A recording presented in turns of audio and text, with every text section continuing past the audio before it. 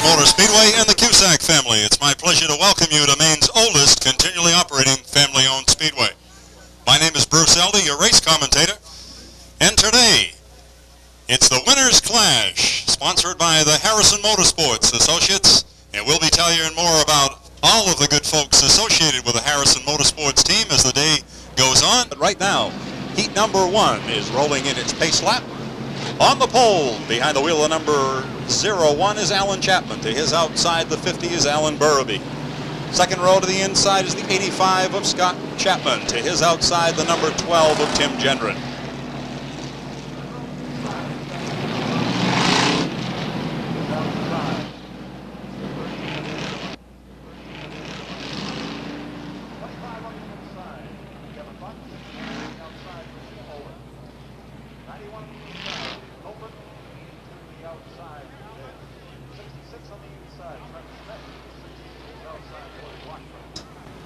Assistant starter Junior Niles gives the drivers the all clear as they race ready in their pace lap. Looking for a start at turn 4. Green is out. 3 wide battle into turn 1. Scott Chapman to the inside. Alan Chapman in the 01. The 50 of Alan Burraby working to the outside. The 76 of Earl Glidden looking for racing room to the inside. Tim Gendron racing between cars, still 3 abreast, racing out of turn 4. Scott Chapman brings him down to lead the first lap. All the drivers looking for a qualifying spot as the point standing is a rather torrid one. Out against the wall is Alan Burraby in the number 50. He continues to race to the outside, has to back out of it, and he's way up high.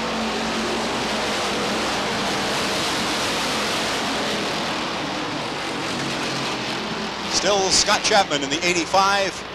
Earl Glidden in the 76 working to take over second to the inside. But Alan Chapman is back on the outside in the 01. Then comes Kevin Buck in the 25. Tim Gendron working the outside in the number 12 for that 5th spot. Cars sideway in the 1 turn. The 82 is collected up by the number 50. And in turn, the 161 of Gordon Nelson is involved. The 64 of Rick Verrill. And we are under caution.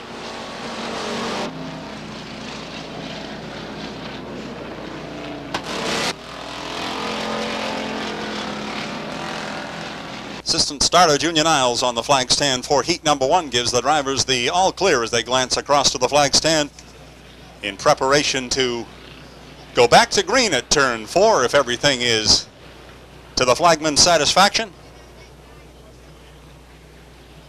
Scott Chapman, Earl Glidden on the front line bring the field down to turn 4. Green is out. Earl Glidden from the outside takes over the lead, brings Kevin Buck right along with him. Buck working to the outside of the 85 of Chapman. Chapman right back to the rear bumper of the 76. Hangs on to second place.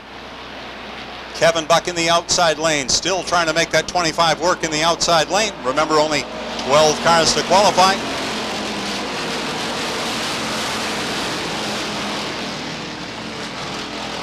All the drivers looking to grab a qualifying spot in this heat event, avoid running the consolation event if they possibly can. In order to do that, they must finish in the top 12. Earl Glidden out of Westbrook, Maine shows the way in the number 76. Glidden in his rookie year here at the Speedway in the Limited Sportsman Division has been a good solid competitor all year long. And it looks like he has the 76 running strong here this afternoon. Scott Chapman hanging on to second place. A lot of pressure from Alan Chapman in the 01. Then comes a side-by-side battle for the next position. Tim Gendron in the 12. Kevin Buck still on the outside in the 25. Loses ground out of the 2-turn. Here comes Richard Olin in the 69, taking over the 5th spot on the inside. Lloyd Washburn dives to the inside of the 25 also, setting up a challenge for the next spot. Cars tangle out of the 4-turn down the front stretch. Willie Boucher and Mark Bernier get them straightened back out, but they lose a lot of ground in the process. Black flag is out for the number 12, leaking fuel evidently, or water, something leaking from the number 12 of Tim Gendron. He has to take it on a pit road, a tough break for Tim Gendron in the number 12. Meanwhile, up front, Earl Glidden Jr. with a 4 to 5 car length lead over Chapman in the 85. Scott Chapman in the 85, Alan Chapman in the 01. Then comes Richard Olin in the 69 and Lloyd Washburn in the number 50. Number 60, rather.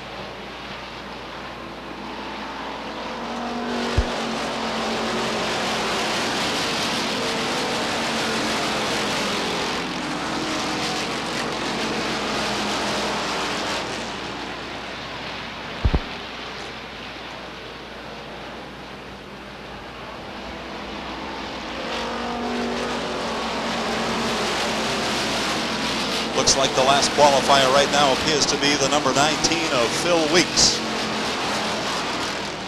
Earl Glidden has stretched out his lead to a comfortable lead now over Scott Chapman in the 85. Chapman trying to hold off the 01 and the 69 of Richard Olin.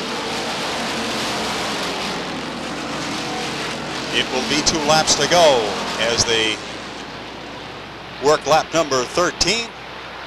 15-lap qualifier. Once again, only 12 cars to qualify. 2 to go for Glidden in the 76. Chapman in the 85. Then comes Richard Olin. Lloyd Washburn. Kevin Buck now in a battle with the 86 of Robbie Herrick. White flag in the air for Glidden. 1 lap to go. Chapman still hangs on a second with a lot of pressure from Richard Olin in the 69. Lloyd Washburn in the 60. Side-by-side battle now. Kevin Buck to the inside. Robbie Herrick working to the outside. Herrick on the move in the 3-turn. Checkered flag in the air for Glidden in the number 76, collecting his qualifying heat.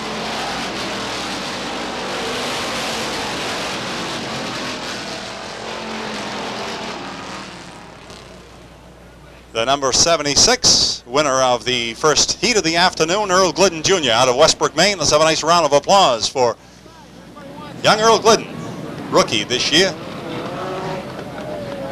Looking for his first main event for the late models. On the pole, driving the number 19 is Jay Johnson. To his outside in the 49 is Kerry Winslow. Second row to the inside, the 27 of Gary Pulsifer. To the outside, the 17 of Al Burset.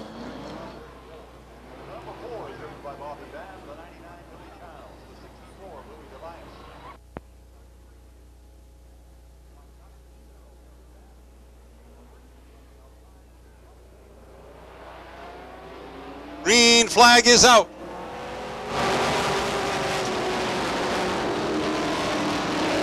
'44 is, of course, Jeff Stevens, just working with his car in preparation for the American-Canadian Tour next weekend. Jay Johnson shows the way. Cars out of shape coming out of the 2-turn. The 17, 49, and 1 come together, and that puts Kerry Winslow up onto the sand pile. Kenny Lund also into the sand pile, brings out the caution flag.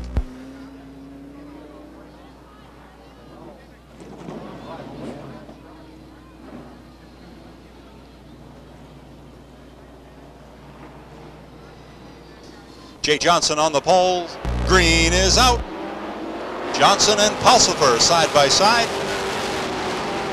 Jay Johnson from the inside with the advantage at turns 1 and 2, looking down the backstretch. Here comes Pulsifer to the outside. Al Burset in the 17 right at the back bumper of the 19. Side by side out of the 4-turn. The cars get a little out of shape. Way out wide, and they come together going into the 1-turn. Pulsifer's sideways. Yellow flag out once again as Gary Pulsifer is unable to refire the car until the yellow flag comes out.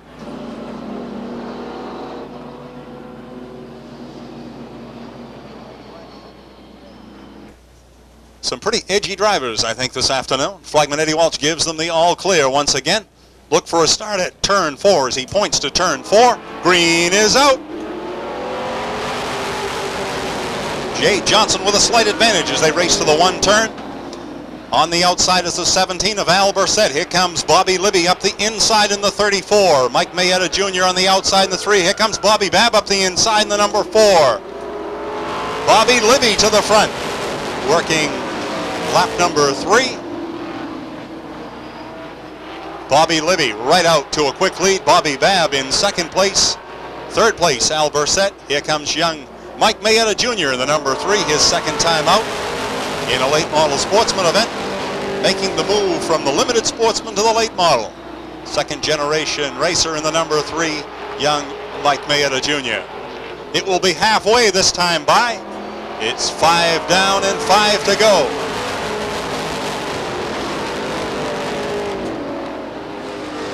Bobby Libby, the Forest City Chevrolet Lumina, in top form here last weekend as he collected a convincing win in the late model sportsman division. And it looks like he's going to serve notice here this afternoon that he may be the man to beat once again this week. Bobby Babb still with a shot at the lap leader prize. Daytona Triple Crown winner in the late model division. I'm sure would like to lead some feature laps here this afternoon if he possibly can. It will be 2 to go when they cross the stripe next time by. Bobby Libby shows the way in the 34. Bobby Babb in the number 4. Al Bursett in the 17. Mike Mayetta Jr. in the number 3. And Gary Pulsiver in the 27. The top 5 have kind of pulled away from the rest of the contenders in heat number 1 for the late models. White flag is out. Working their last lap. Young Mayetta looking to the outside of the number 17 of Bursett. Checkered flag is in the air for Bobby Libby. Bobby Babb, Al Bursett, Mike Mayetta Jr. and Gary Pulsiver, the top 5 in the first qualifier for the late model sportsman.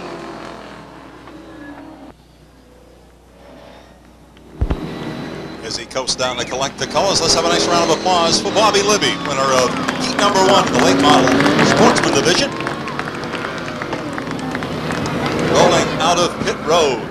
Heat number 1 for the modifieds. Points race just about as tight as it possibly can be in the modified division. 1 point separates 1 and 2, and there's a tie for 3rd. You can't get much closer than that. So every point matters to these drivers. Flagman Eddie Walsh asked them to pick it up just a little bit, looking for a start at turn 4. Green is out. DeBias right from the pole. Here comes Layton up the inside to challenge beneath the 24 of Emerson. Emerson's back down on the hammer down the backstretch. They're side by side into turn 3. Out of turn 4, still side by side. The race is for 2nd and 3rd. Brad Layton in the number 7. Jimmy Emerson to his outside in the 24. Here comes Pete Rondo up the inside. Willie Elliott and Dave Lamprin looking for racing room, but they're boxed in. Kevin DeBias shows the way. DeBias has collected 2 feature events in his rookie year here in the modified division. Brad Layton made the transfer to the modifieds about partway through the season. Behind the wheel of number 7 is the limited sportsman 1990 champion, Brad Layton. Looking now to the outside quickly of the number 90, tucks it right back in. Pete Rondo up in the 3rd, has Willie Elliott working to his outside. Elliott on the move on the outside, trying to make that car work in the middle groove of the track.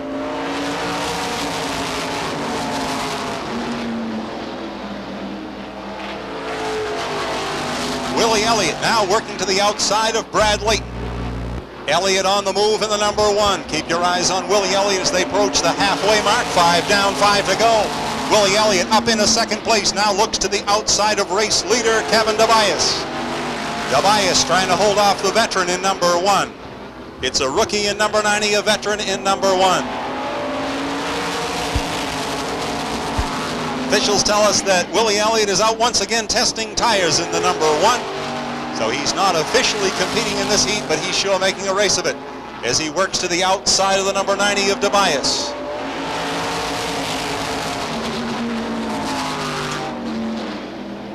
Willie Elliott continues his run in the middle groove of the track. Running a tire test for the modifieds is Willie Elliott. 2 laps to go for DeBias, the heat leader.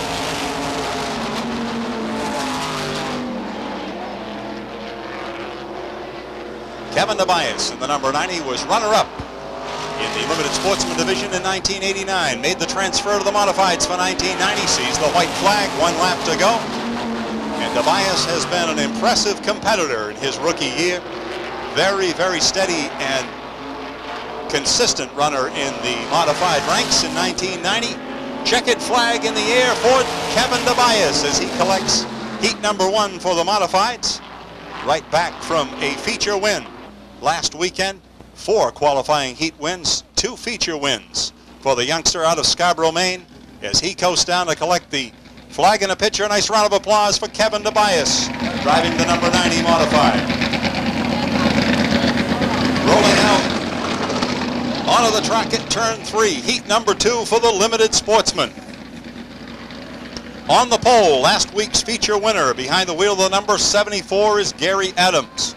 To his outside, the number 10 is Steve Winslow. And these are the high point drivers in the limited sportsman division. High point championship has already been decided, and the 1990 champion is Brad Layton.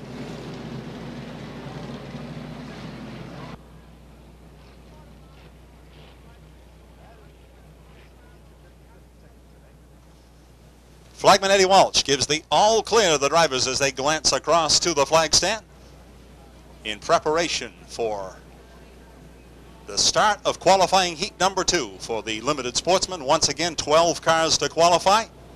The rest will have to come back and do it in a consolation event. Gary Adams and Steve Winslow on the front line. Green is out. Gary Adams right off the pole. Bubba Pelton right up the inside. Winslow squeezes down into third. Then comes Scott Johnson. Side-by-side battle shaping up for 5th. Dave Bath in the 0 today. Doug Shores in the Ford, number 107.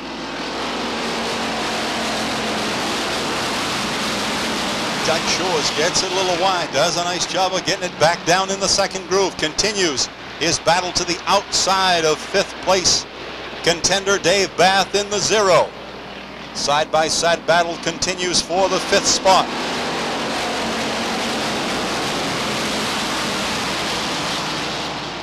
Right now it appears as though the 70 would be the last qualifier. Remember, only 12 cars to qualify. All of these drivers want a place in that feature event. Cars out of shape in the 4-turn. Donnie Morse into the infield. Back onto the track. The number 2 is out of shape. Flat tire on the 16 of Don Colbert Jr. Yellow flag is out as the number 2 finally is pulling away from the tire barrier in the turn 4 area.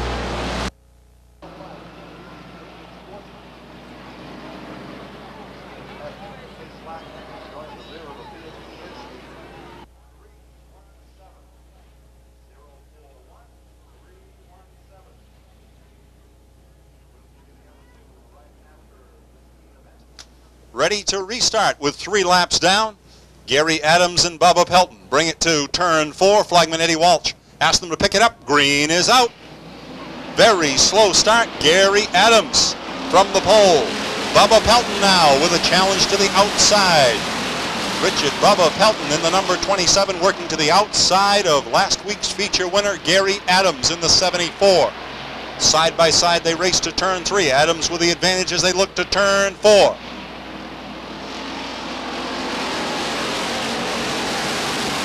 Side-by-side battle also for 4th position. Steve Winslow the inside, Dave Bath to the outside. Side-by-side battles right back through the pack. Doug Shores in a battle working to the inside of the number 72 of Mark Field. Then comes the 49 of Ron Smith, and he's in a battle with Jeff Morgan in the number 70. These are the High Point limited sportsman cars. Points very much in contention here from 2nd place on back.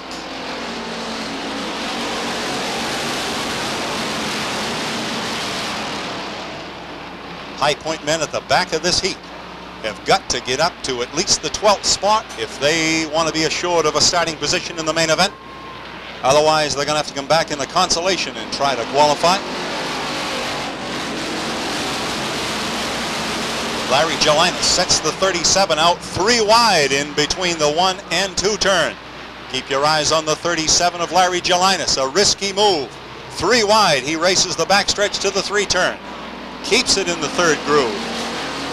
Larry Gelinas, one of the strong running limited sportsmen. continues a 3-wide run toward the front. Risky move, but so far it's working for him. And he's working to the outside of one of the toughest contenders, the Z28, driven by Kevin Durgan.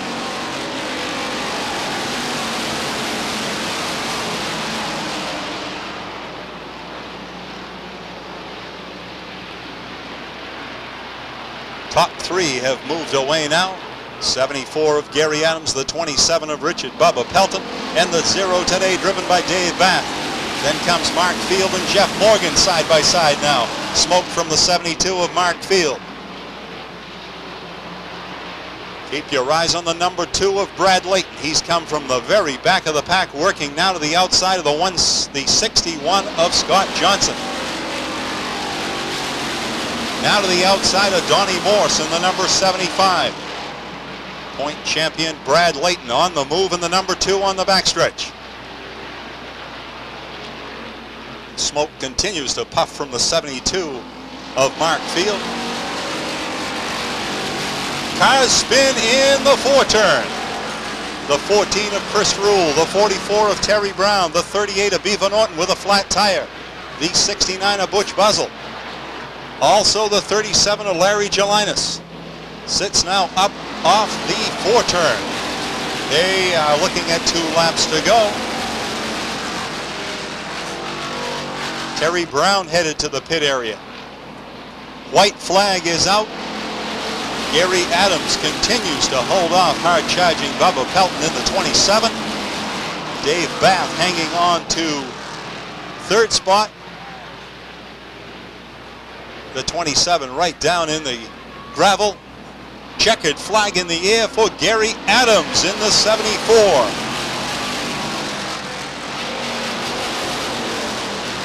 Gary Adams coming right back from winning a heat and a feature last weekend. Driver who had a lot of tough luck early on this season. Seems to be turning it right around as he coasts down to the start-finish line. Nice round of applause for Gary Adams out of Leamington, Maine. Winner of heat number 2 for the Limited Sportsman Division.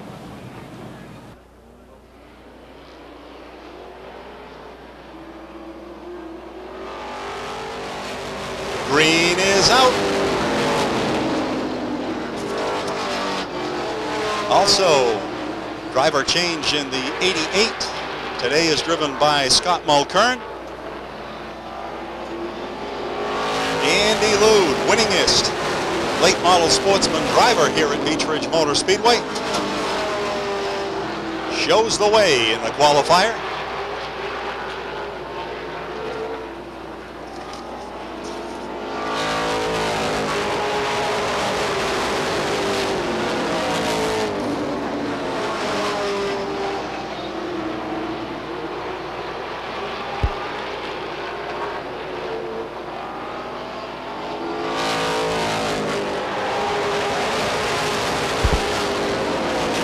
A couple of cars just out doing testing.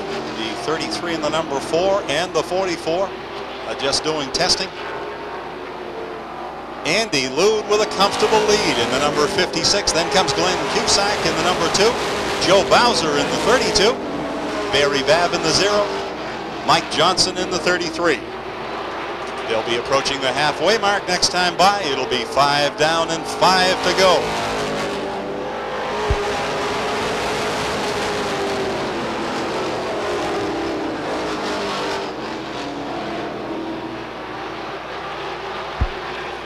Andy Lude out of Biddeford, Maine, winner of 6 feature events on the 1990 season, with a commanding lead.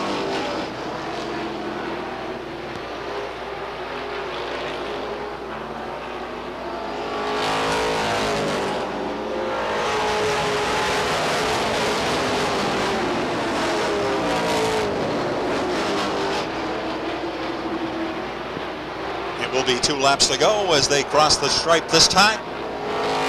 Andy Lude by himself in the number 56. Turning some very fast laps this afternoon in practice. And Watts serving notice that he may be the man to beat here again this afternoon. White flag is out, working their last lap. Every point critical at the front. Only 6 positions offer points in the heat. Checkered flag in the air for Andy Lude, collecting heat number 2. Ricky Harrison, the last driver to pick up a point in the qualifying heat, looking to gain every point he possibly can as he trails point leader Mike Mayetta. Round of applause for the winner of heat number 2 in the late model division, Andy Lude, driving the number 56, the Doobie Drywall sponsored late model, winningest late model sportsman contender here at the Speedway, with 6 feature wins to his credit this season.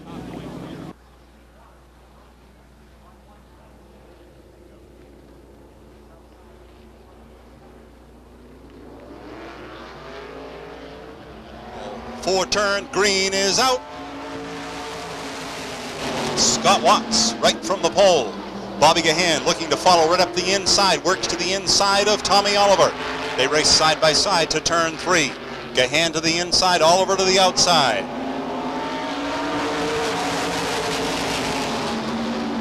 Slight advantage to Bobby Gahan as he works beneath the 29 of Oliver, has the second spot. Mayetta looking to the inside, also works to the underside of the number 29. Mike Mayetta up into 3rd place. Mayetta trails David Pinkham by 1 point in the modified point standings, so you can bet that Mayetta's looking to pick up all the points he possibly can.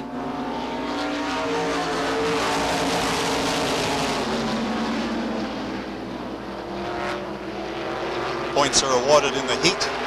6 points to win. 5 for second, 4 for third, right on down to 6th place. That's worth 1 point. Mike Mayetta moves into the outside groove now, working to the outside of Bobby Gahan. Keep your eyes on the number 16 of Mike Mayetta. In the 3-turn, he's up over a wheel and out of shape. Tough break for Mike Mayetta. Yellow flag comes out as Mayetta's car sits disabled, facing oncoming traffic in turn 4. Tough break for Mike Mayetta as he took the chance, took the gamble. The gamble moving to the outside was costly to Mike Mayetta.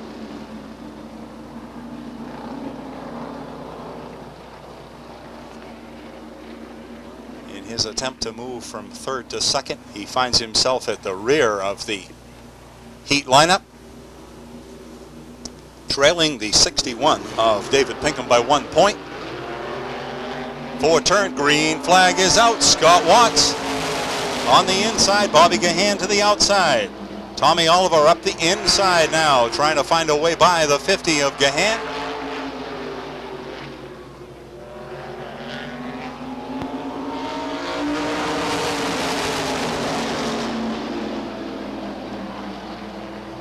Mayetta improves by 2 positions with a move up the inside. Works now beneath the number 50 of Gahan at the back bumper of the number 1 of Elliott. Spin by Tommy Oliver. Drivers do a nice job of avoiding that, but in the process, the number 1 of Willie Elliott loses control and he slides off over the 1 turn, and that will put the cars under caution once again.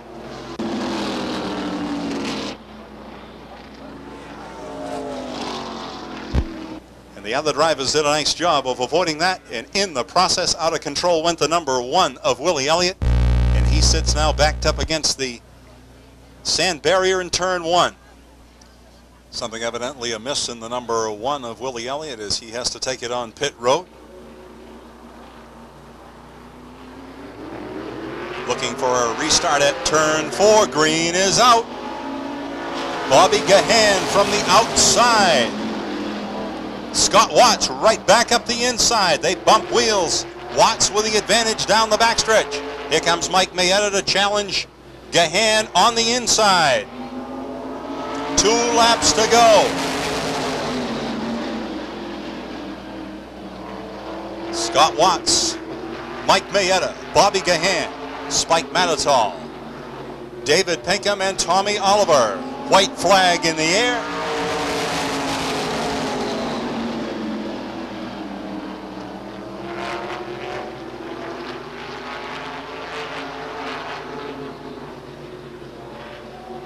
Checkered flag flies for Scott Watts in the F80. Mike Mayetta, Bobby Gahan, Spike Manitoul, Tommy Oliver, and David Pinkham coasting down to the start-finish line. Winner of the second qualifier for the modifieds out of Seabrook, New Hampshire, driving the F80 is Scott Watts.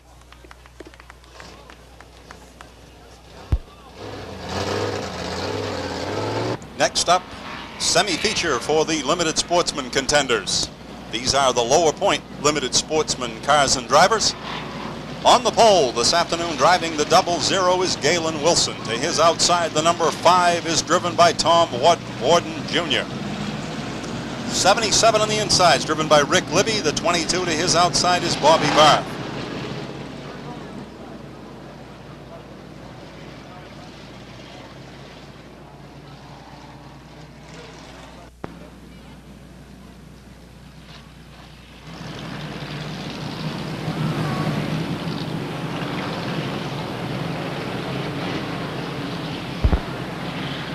Assistant starter Junior Niles gives the drivers the all clear as they glance across to the flag stand. Looking for a start at turn 4. Galen Wilson on the pole. Tom Warden to his outside. Green is out. Galen Wilson into the lead as they get a rather slow start. Cars tangle right in the one turn. The 59, the 103, and the 62 all involved. And that will bring out the yellow as the 62 is unable to get it refired. Cars will be back under caution once again.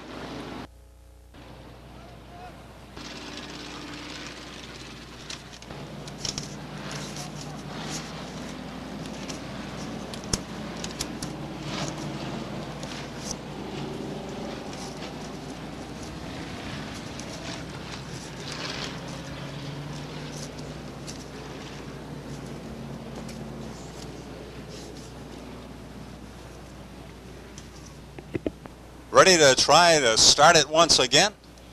Assistant starter Junior Niles gives the all clear. Galen Wilson and Tom Warden on the front line once again. Flagman asked them to pick it up just a little bit. Green is out. Galen Wilson off the pole. Warden on the outside. They're side by side into turn 1. Warden with a problem takes the 5 right on a pit road. Tough break for Tom Warden in the 5. Up the outside comes Kerry Anderson in the 51. Here comes Wayne Poland up the inside. Three-way battle now for the front.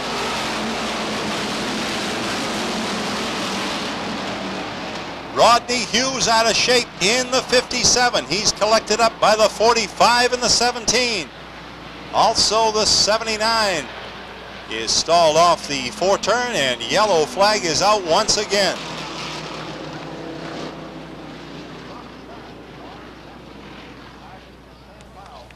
Officials checking on the 15 of Don Tapley Jr.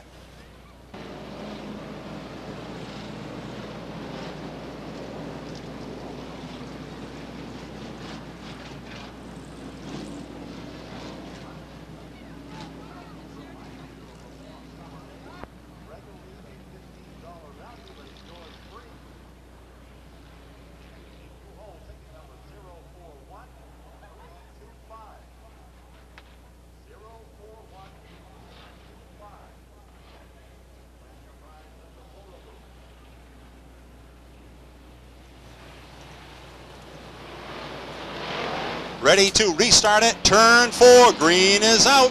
Kerry Anderson in the 51 jumps into a quick lead. Wayne Poland in the number 4 up into second spot. Battle for third.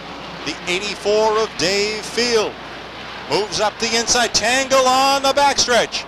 The 77 into the backstretch wall will bring out the caution once again. 77 driven by Rick Libby. into the backstretch wall, off over the 3-turn. We'll give you a report on the driver just as soon as we have one. Officials are at the car. They radio to the tower that he is okay. Ricky Libby telling the safety men he is fine.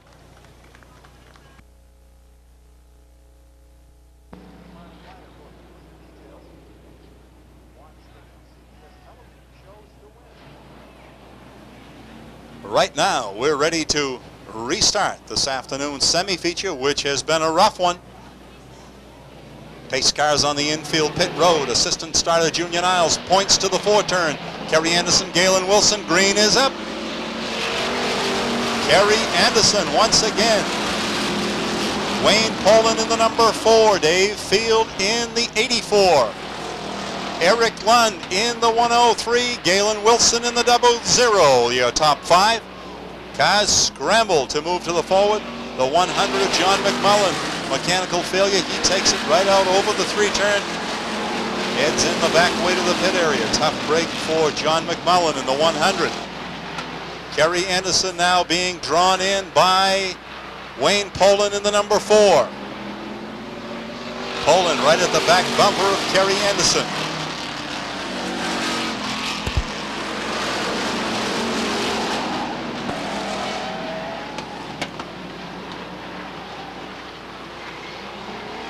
The number 52 spins it, gets it back underway, will try to get clear of the race leaders, and he does.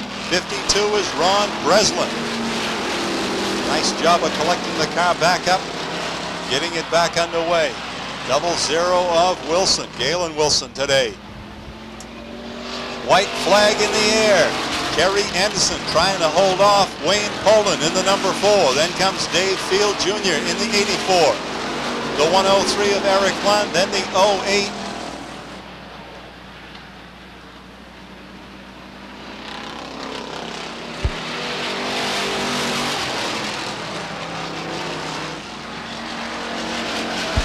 Rodney Moody on the move as he picks up another spot.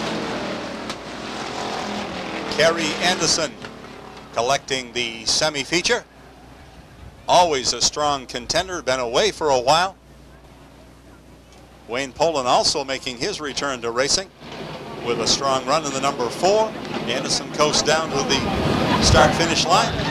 He'll collect a flag and some goodies.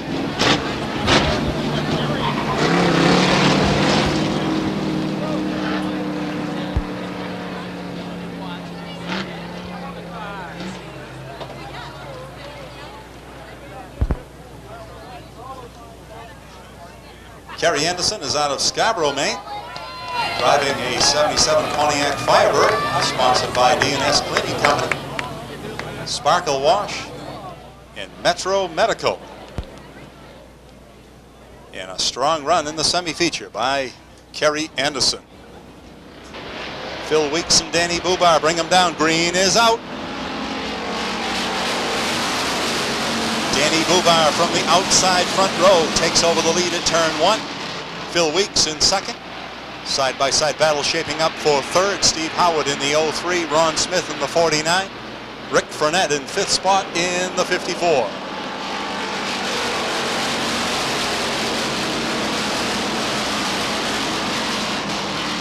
Remember, only 8 cars to qualify and transfer to the main event. Danny Bubar with an impressive run. He is currently sitting 3rd in the point standings in the Limited Sportsman division.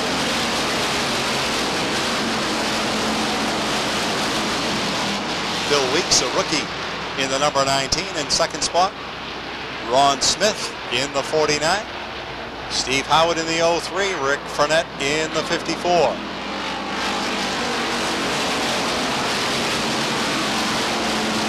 Last qualifying spot up for grabs between the 78 of Dave Fecto and the 89 of Butch Buzzell.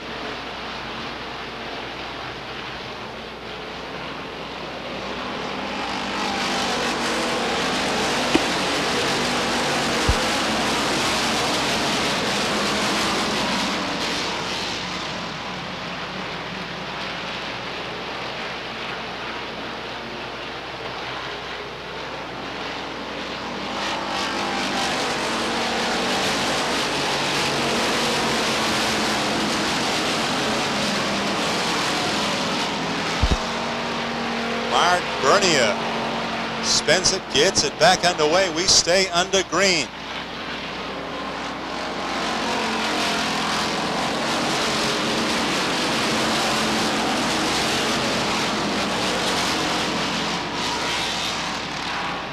The battle is for second.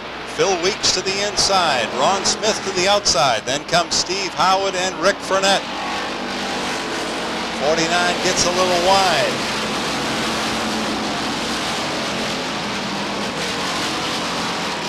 They will be approaching the halfway point next time by.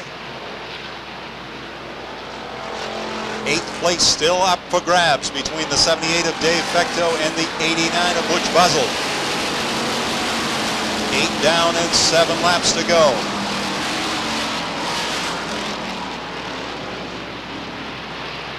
Impressive run by Danny Bubar in the 24.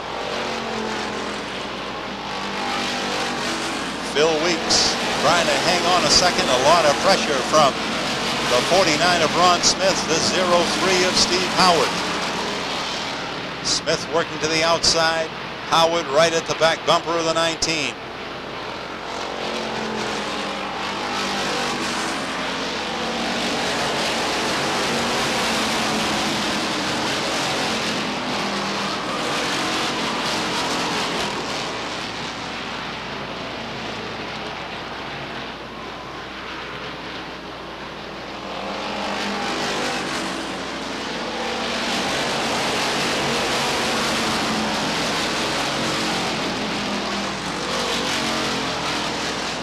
Ron Smith with a slight advantage this time as they work in lap number 12. Smith trying to take over that second spot. Weeks fights right back on the inside. They're side by side. Smith gets a little wide. The advantage is to the 19 of Weeks. 8th place appears to be in the hands of the number 10, Steve Winslow. 2 laps to go.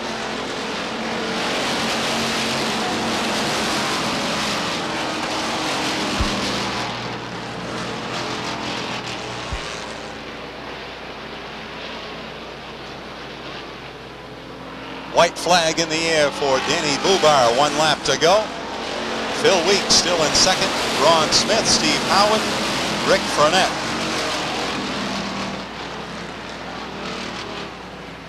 Eighth place. The battle is between the number 10 of Steve Winslow and the 78 of Dave Fecto. Checkered flag in the air.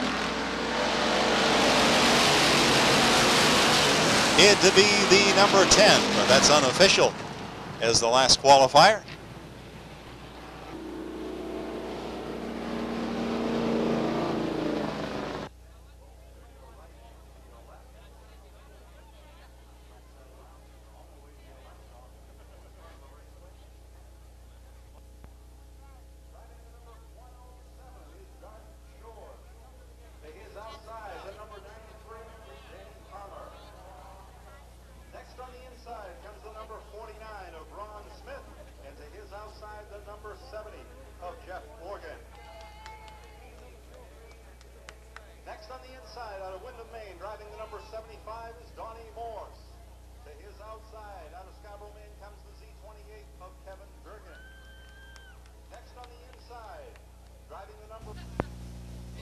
Last opportunity for a driver to enter the winner's clash. We have the all clear from assistant starter Junior Niles.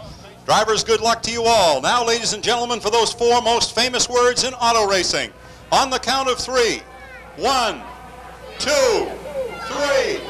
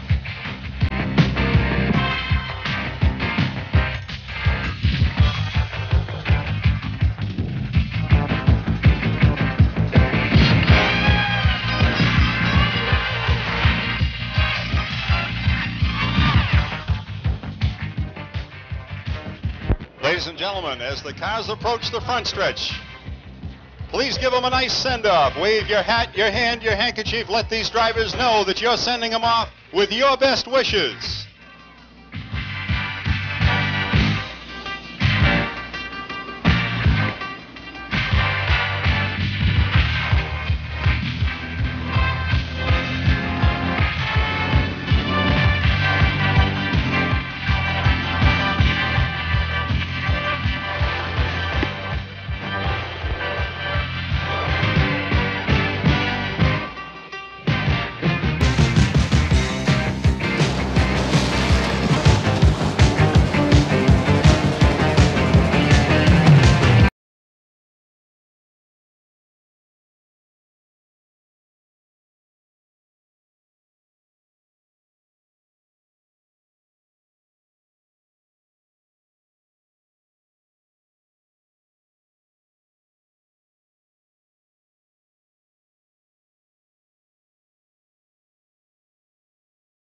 Chapman occupying the front row.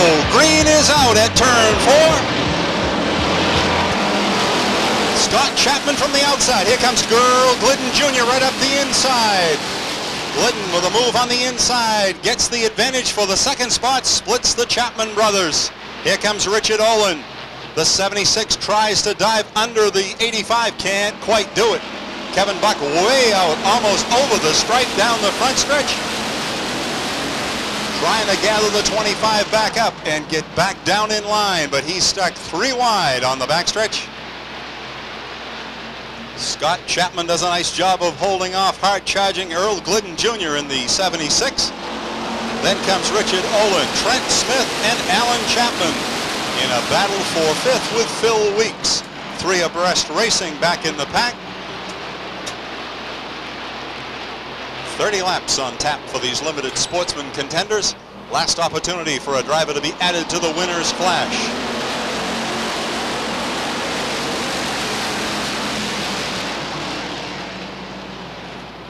Tangle in the 2-turn. Alan Chapman gets it turned around, gets it back going again. We stay under green as the drivers do a nice job of avoiding that 0-1. Looks like there may be a flat tire on the 0-1. Meanwhile, up front, Scott Chapman continues to show the way. Richard Olin right at his back bumper. Earl Glidden now to the outside.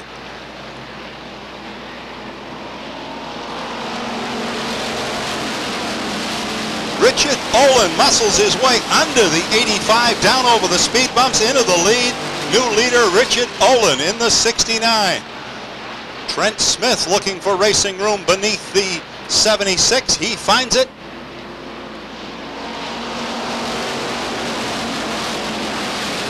Richard Olin showing the way, working lap number 7 of this 30-lap feature event. Stevie Howard on the move in the 03 as he works to the outside of the 34 of Russ Johnson.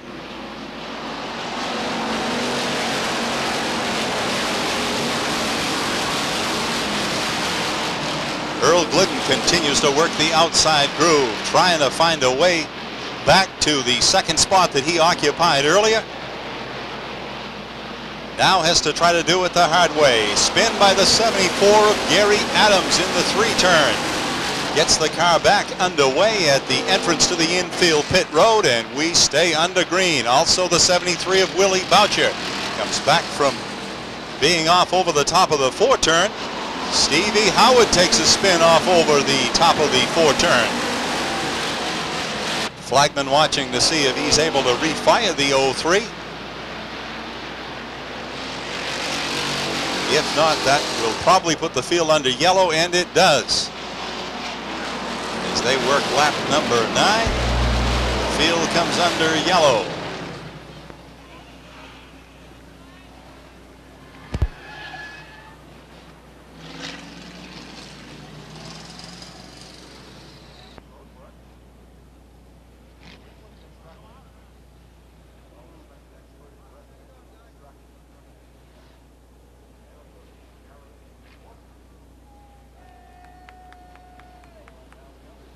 We're ready to restart with 9 laps down.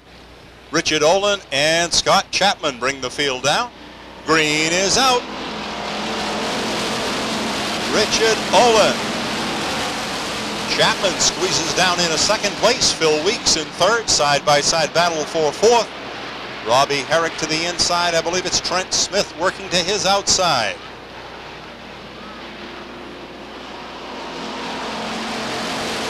Trent Smith gets way out wide. Does a nice job of getting it back. Bubba Pelton in a spin in the 27. Brad Layton and the 78. Dave Fecto have to spin to avoid that. Looks like a flat tire on the 27, and he'll take it on pit road. Danny Bubar out of shape off over the 4-turn in the number 24. Flat tire on the number 24. Right rear tire is down on the 24 of Danny Bubar. And he will try to limp that car back toward the pit area. 107 of Doug Shores also off over the 2-turn area.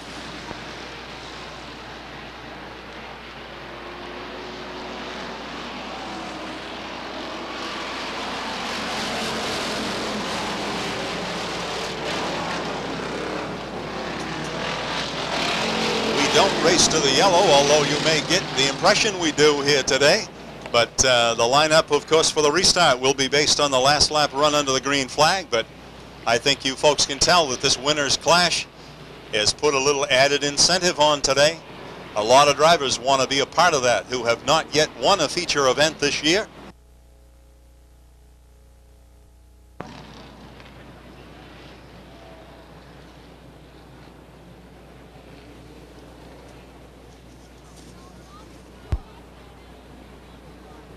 Flagman Eddie Walsh gives the all clear to the drivers as they work their pace lap down to the 3rd turn, looking for a start at turn 4. Green is out. Richard Olin right back into the lead. Robbie Herrick fills in the 2nd spot. Side-by-side battle for 3rd. Finds Phil Weeks working to the inside. I believe it's Trent Smith again on the outside. No, it isn't. It's Chuck Haynes. Chuck Haynes battling for 4th now as he works to the outside of Russ Johnson in the 34. Meanwhile, up front, Robbie Herrick looks to the outside of Richard Olin. Couldn't quite find the traction this time.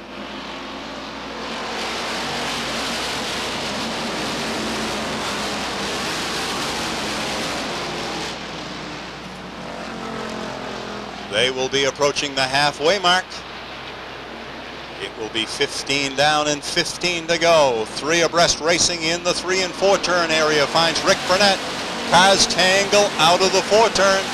The 75 of Donnie Morse. The Z28 of Kevin Durgan. Morse unable to refire the 75 will bring the cars under caution as they work lap number 16.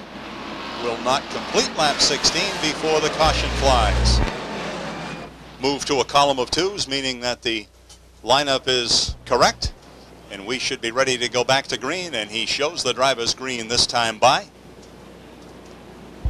Right at the halfway point of the main event for the limited sportsman. 15 laps down, 15 to go.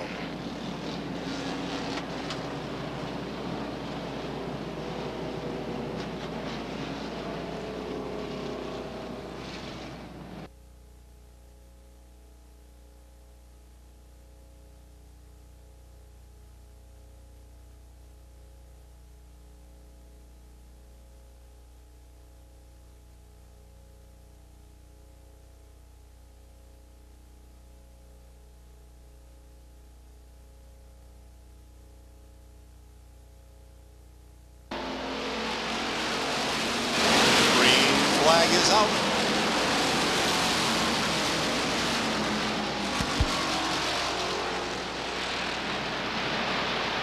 Richard Olin right back where he wants to be, right at the point. Robbie Herrick still the 2nd place competitor. Side-by-side battle for 3rd. It's Chuck Haynes in the 68. Now taking over 3rd. Here comes Kevin Buck to take over 4th. Phil Weeks finds himself where he doesn't want to be in that outside groove. Out of shape now. as perhaps the tire goes down, something goes amiss on the number 19.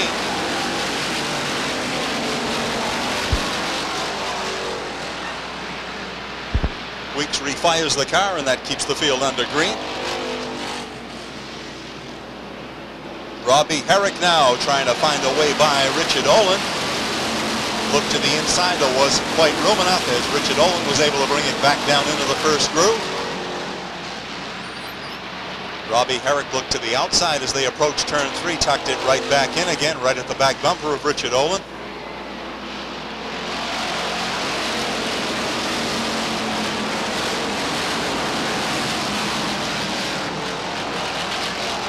Rick Furnett now in the outside groove. Yellow flag out once again as we have cars off over the 3 and 4 turn area. The 85 of Scott Chapman. And it appears to be once again the 75 of Donnie Morse.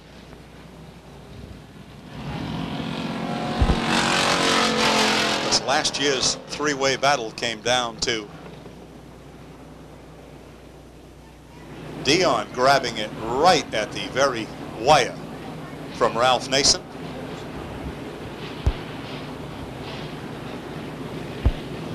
Also Junior Hanley, of course, almost grabbed that.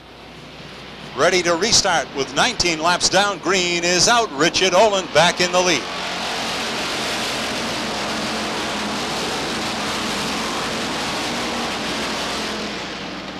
Richard Olin, Robbie Herrick, Chuck Haynes. Side-by-side battle shaping up for fourth. Russ Johnson to the inside, Kevin Buck to the outside.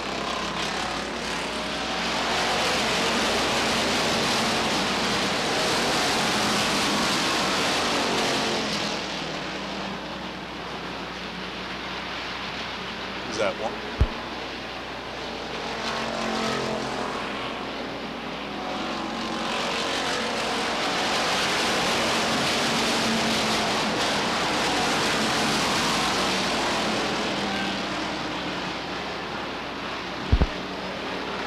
Cars into the wall. The 74 of Gary Adams, the 70 of Jeff Morgan.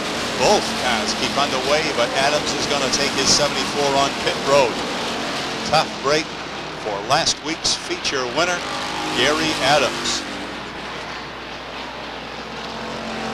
Morgan now will take his car on a pit road as he has the door from the Adams car stuck on his front bumper. Rick Furnett on the move, on the backstretch. Keep your eyes on the number 54. Young Charger who would like to be a part of the winner's clash. Right now, any of those front drivers would be an additional entrant to the winner's clash, as none of them, other than the 86 in that top group, have won a feature event. It would be Richard Olin's first. It would be Chuck Haynes' first. It would be Rick Furnett's first, I believe. Tangle in the two-turn. Trent Smith gets it back underway, and we stay under green. Richard Olin continues to do a fine job holding the front, holding off 86 of Robbie Herrick, but here comes the 54 of Rick Furnett. Rick Furnett looking to be a contender in the winner's clash. Running 3 wide now. Current point leader Brad Layton tucks it back in as he is trying to break into the top 5. It will be just 2 laps to go as they cross the stripe this time by. Richard Olin, Robbie Herrick, Chuck Haynes. Challenger on the outside, Rick Furnett in the 54. Rick Furnett again makes a challenge to the outside of the 86 of Herrick. White flag will be in the air as they look to the front stretch. Herrick glued to the back bumper of the 69 of Olin. Cars on the outside have to back out of it just a little bit. Richard Olin looking to grab a spot in the winner's clash, and he will, as Richard Olin collects his first feature of the 1990 season.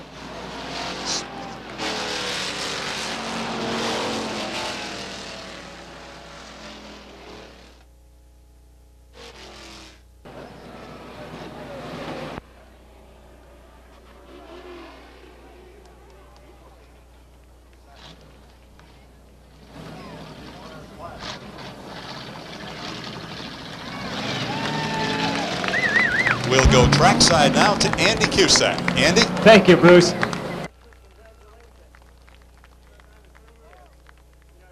Richard, congratulations. I needed that. First time in 3 years. You know, you're a little bit shaky now. I think the pressure must have been on the last laps. You realize this puts you into the winner's clash. The pressure was on 2 weeks ago when I rolled it over. You know, this is quite a change from then, isn't it? Oh, yes. Did you get much damage to the car in the rollover? Yeah, windshield and axle and stuff. I was going to take it out in the Concy, but they didn't have a windshield. Well, you brought it back. It's worked for you tonight. I'd like you to meet Carmen Blackstone, our sponsor this afternoon from A.H. Blackstone, part of the Harrison Motorsports teams. Carmen has the presentation for you, Richard. Carmen? Congratulations. Thank you. Nice job, Richard. We wish you the best of luck in the winner's clash. I need that. Good luck. Ladies and gentlemen, Richard Olin. Bruce Elder.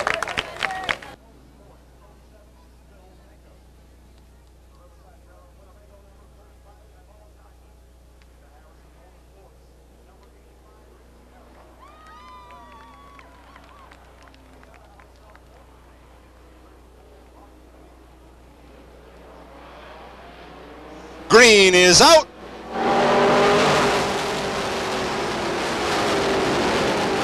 Jay Johnson and Kerry Winslow side by side. They negotiate the two-turn, look down the backstretch, still side by side. Out of the four-turn, bringing them down for lap number 1. Leading is Jay Johnson. Last few cars we didn't catch. Kenny Lund, of course, in the number 1. Billy Childs in the 99. Mike Mayetta Jr. in the number 3. Louis Tobias in the 64.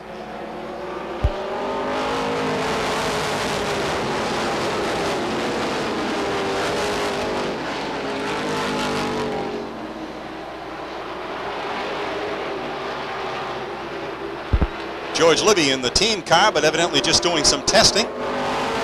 Kerry Winslow running 3 wide. Tangle, the 27 and the 19. Tangle in the 1 turn. That sends drivers going. Kenny Lund sideways into the sand pile. Cars under caution. Kenny Lund goes sideways into the sand pile. We'll give you a report on that in just a moment.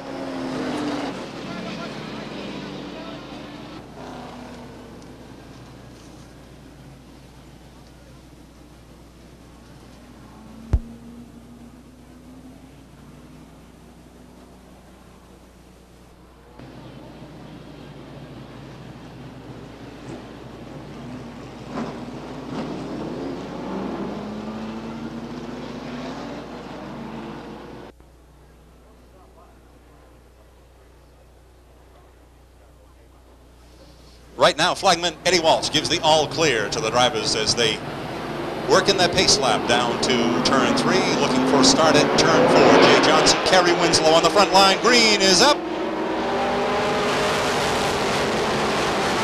Slight advantage, Kerry Winslow. Johnson's right back, but out of shape, out of the 2-turn. Evidently getting a little slippery going is Jay Johnson, and it was costly. Advantage Kerry Winslow in the 49. Gary Pulsifer in the 27. Then comes Bobby Babb to the inside. Jay Johnson to the outside, battling for 3rd spot. Andy Lude comes next. And that's the top 5. Side-by-side battle right straight back through the pack.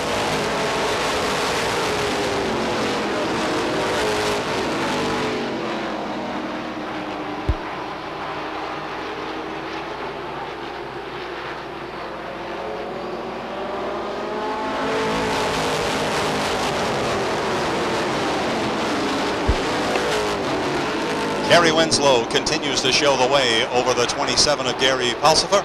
Then comes Bobby Babb in the number 4. Andy Lude up to 4th in the number 56. Jay Johnson is 5th. I'm sure the sun is becoming a factor also for these drivers this afternoon as they negotiate the front stretch and look to the one turn. They're obviously looking right into the sun. A little added obstacle for the drivers. Smoke from the 19 of Jay Johnson. Something evidently leaking perhaps onto a header or something.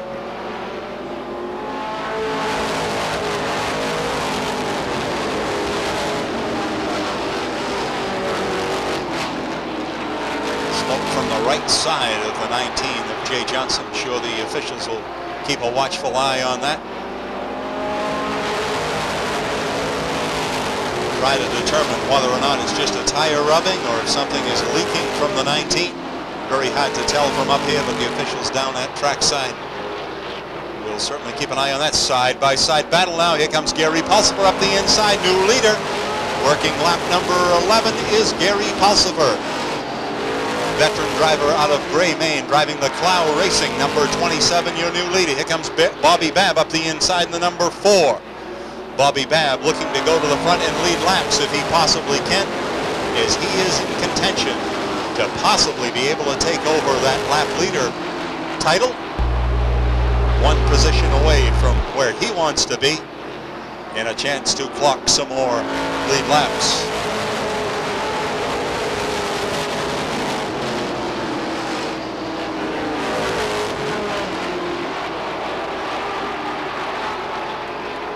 Side-by-side battle back in the pack. The gentlemen who are battling for the point lead. Mike Mayetta to the inside. Ricky Harrison to the outside. Now side-by-side. Mike Mayetta, the point leader. Second place contender, Ricky Harrison.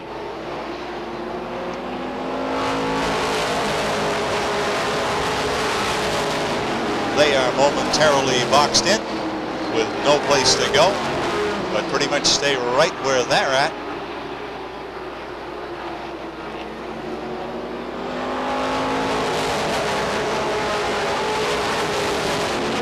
With 16 laps down, Gary Pulsifer continues to show the way, followed by Bobby Babb, Andy Liu, Bobby Harrison, and Glenn Cusack now up into 5th place.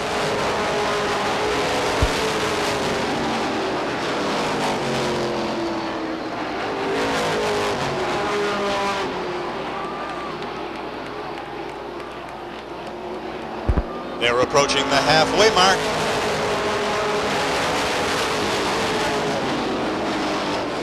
Continues to be Gary Pulsifer. We have a call for Rocky Leo. Would you please report to the main gate area? Rocky Leo to the main gate, please.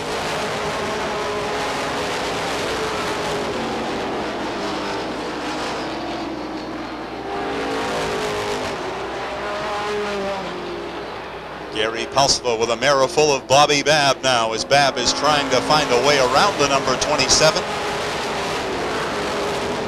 20 laps down now. 35-lap feature event. Bobby Randall on the move back in the pack as he works to the outside of the 0 of Barry Babb.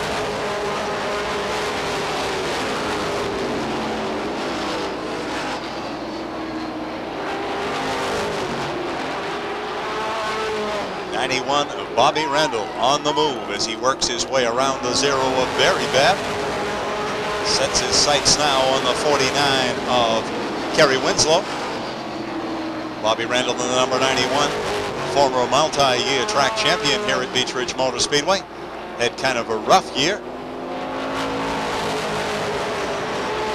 Seems to have the 91 dialed in just the way he wants it right now as he's working out and around cars. Now knocking on the door of the top 5 as he sets his sights now on the number 2 of Glenn Cusack.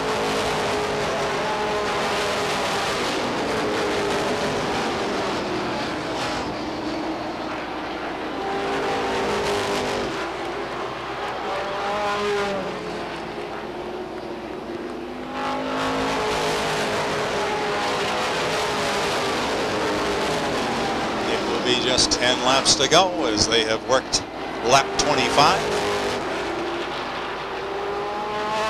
Continues to be Gary Pulsifer.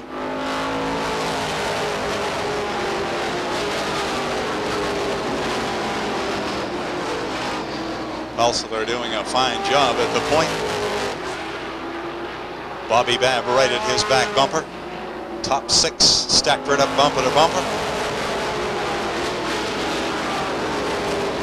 Bobby Randall seems to have his car set to go on the outside, and that may be just exactly what's needed here this afternoon as those cars are lined up on the inside groove.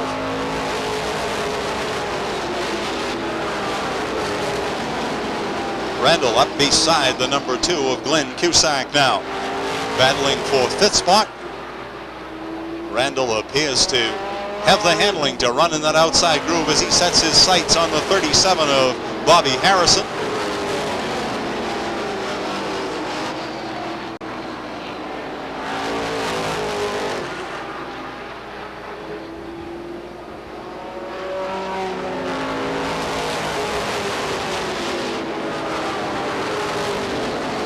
As the laps wind down, 5 laps to go. They've worked through 30 laps. Gary Pulsar now with a lap car to work his way around. Works to the outside of the 99 of Billy Childs. Puts Randall up in the 3rd groove. He handles that okay. Cars spin. Ricky Harrison and Glenn Cusack come together. Harrison does a nice job of collecting the car back up again. Nice job of driving by Ricky Harrison in the number 85 as he tangled with the number 2 of Glenn Cusack. Meanwhile, up front, Bobby Randall on the move on the backstretch. Up to the outside of the 56. 2 laps to go this time by. 2 laps to go. The race is for 3rd. Andy Liu to the inside. Here comes Randall on the outside. Randall will look to the outside of the number 4 of Babb now. Babb is glued to the back bumper of the 27. White flag is in the air. Here comes Bobby Babb to the outside. Babb with a last lap try to the outside of Pulsar. He has Andy Liu to his inside now. Last lap. Gary Pulsar, Andy Liu, Bobby Babb, Bob Randall, and Bobby Harrison. And we have another addition to the 1990 Winners Clash as Gary Pulsar collects his first feature win of the 1990 season, and he will be the final entrant.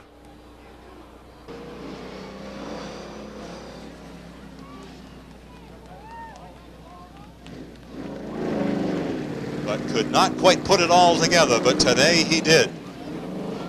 Gary Pulsar out of Gray, Maine, driving the Dennis Clough owned and prepared Buick, sponsored by the Body Shop and G&R Automotive, collects his first feature event of the 1990 season, and with it the opportunity to compete in the Winners Clash, to be run at the end of the day today.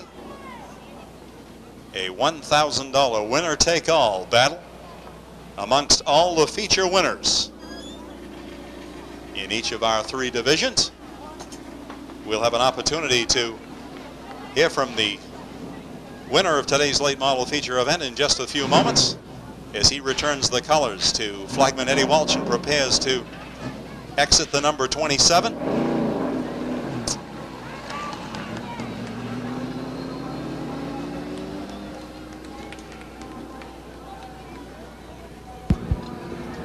We'll go trackside now to Andy Cusack. Andy? Thank you, Bruce. What an afternoon for last-ditch efforts. Gary Pulsar has entered himself in the Harrison Motorsports Winners Clash as well. Gary, come on over here. You remind me of Richard Olin. You're shaking a little bit. I don't think you can believe this has happened to you today. Congratulations, Gary. Thank you very much. Boy, I'd like to thank the car owner, Denny Clough, Gary Boucher, Jerry Willett, Tammy Libby, for hanging right in there all year. We've been awful close so many times and just couldn't quite do it. So I guess today was the day. Well, we congratulate you because we know you have been running hard all year. Sometimes things haven't gone your way, but today everything came together for you, and we congratulate you. Are you ready to do another 15 laps a little later? Yeah, I think we can make it. Well, we wish you the same luck in that race. Folks, I would like you to meet, and Gary, I would like you to meet, the person that is primarily responsible for at least the runner-up in the late model sportsman division, the mom of Ricky Harrison. Would you please welcome and meet Mabel Harrison. Mrs. Harrison has the presentation. Congratulations, you ran a good race. Thank you. Have a good time on the next one. Thank you, Mrs. Harrison. Ladies and gentlemen, a nice round of applause for Gary Pulsifer. On tap, ready to roll out of the pit exit are the modifieds for their feature event of the afternoon. And once again, the last opportunity for a modified driver to do just as Richard Olin and Gary Pulsifer have done. The opportunity to be added to the winners' clash.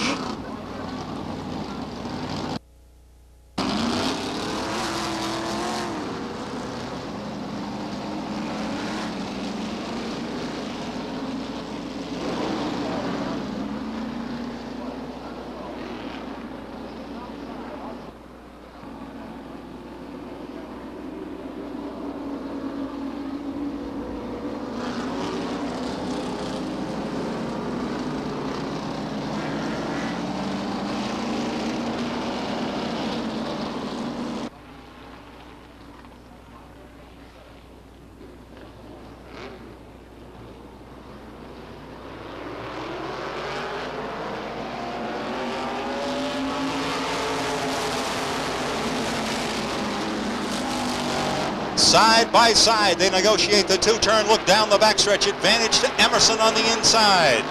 Dave Lamprin dives to the inside of the number 7, trying to take over the second spot.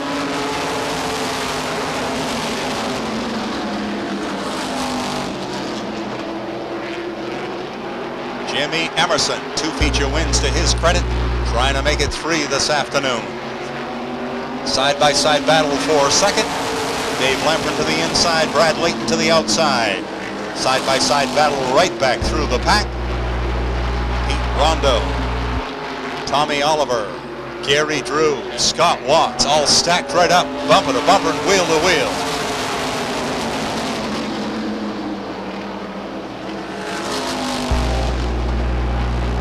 Tremendous driving by the modified drivers, negotiating the open wheels, right wheel to wheel. Jimmy Emerson continues to hold the point as they work lap number 4. Dave Lamprin in second, Pete Rondo, Tommy Oliver, side-by-side battle now for 5th. Scott Watts to the inside, Layton to the outside.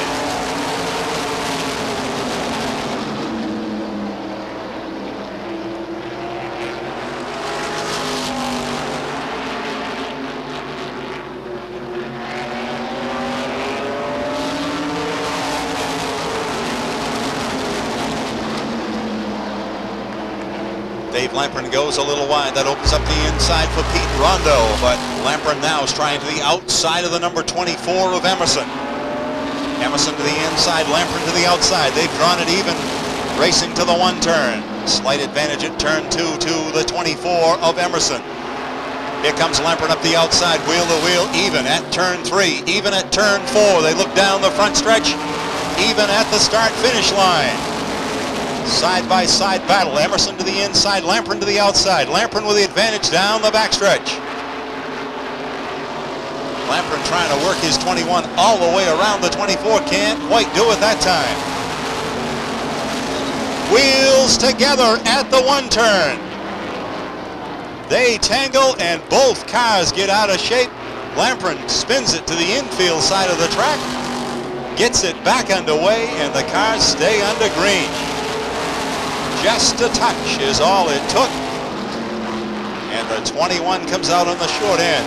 Also, the 24 loses a lot of positions as he has gone from the point now back to about 8th position, 7th position. Tough break for both Dave Lamprin and Jimmy Emerson. Pete Rondo at the point. A lot of pressure now from Tommy Oliver in the number 29.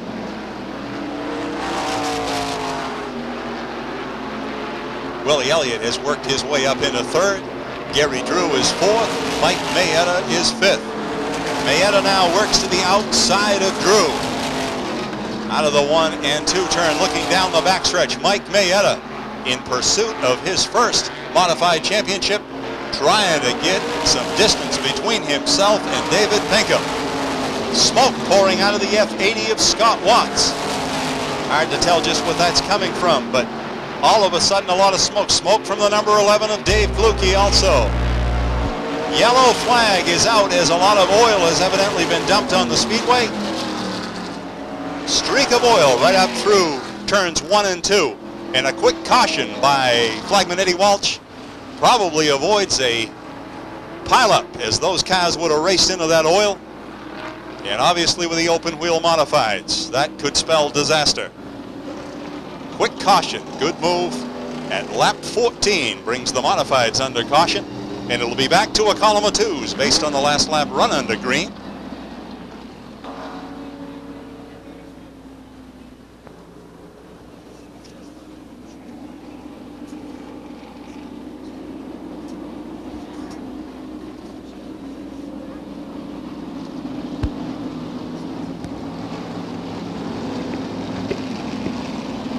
Point standings in the modifieds. Coming into today's racing, David Pinkham led by 1 over Mike Mayetta. A tie for third, Tommy Oliver and Willie Elliott. In fourth place, Bobby Gahan. A tie for fifth between Pete Rondo and Scott Watts. Then comes Spike Matador, Lou Weatherby, and Kevin Tobias. Looking for a start at turn 4. Green is out. Pete Rondo right off the pole has Willie Elliott at his back bumper. Tommy Oliver working to the outside. Side-by-side battle shaping up for the point. Pete Rondo to the inside. Tommy Oliver to the outside. Then comes Willie Elliott. Here comes Mike Mayetta and Gary Drew. Then the 61 of Dave Pinkham. Black flag going out. Tangle in the 1 turn. Collects up the 29, the 1, and the 24 will bring out the caution flag. Hopefully no serious damage to any of those racers as they all appear to be able to drive away from that skirmish.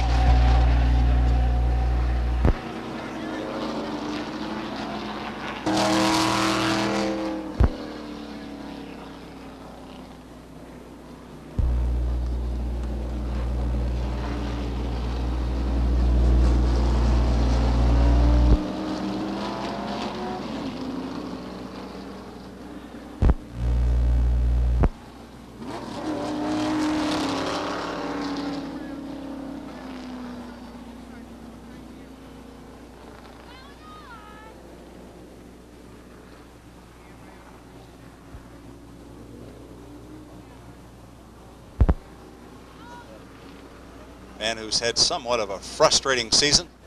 I know is looking forward to the winners' clash today. And I'm sure that Willie Elliott's crew will do their very best to get that car back together so that they will be able to compete in the clash this afternoon.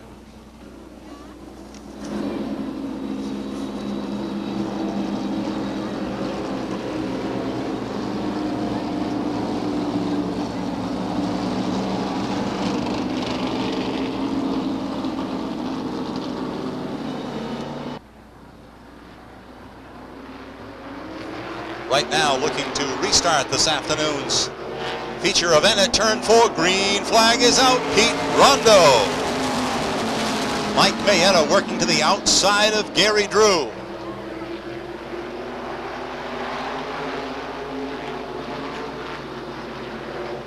Mayetta trying to make that outside groove work if he possibly can. The man that he's in the points battle with right on the inside at his left rear is David Pinkham, two-time defending champion of the modified division in the Dave Kudemarsh, prepared number 61. Halfway mark. Pete Rondo looking to collect feature win number 4 if he can do it this afternoon. Gary Drew looking for his first feature win and an opportunity to run in the winners' clash this afternoon.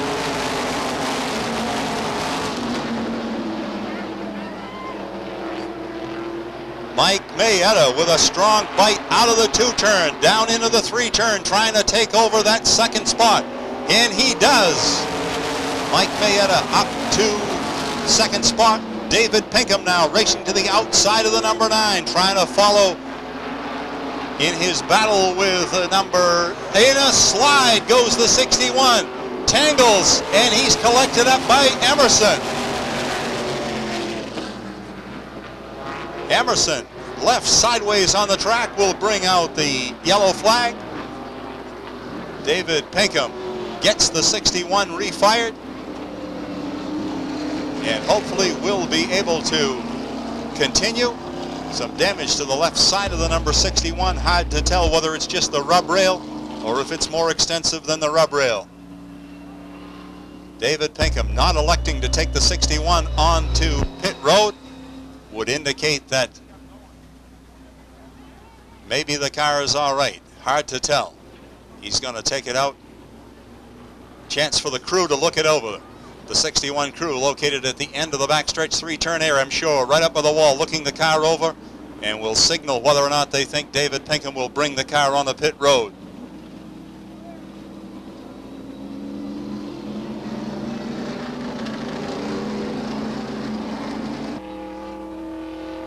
Willie Elliott, crew has made the repairs and he's back on the speedway.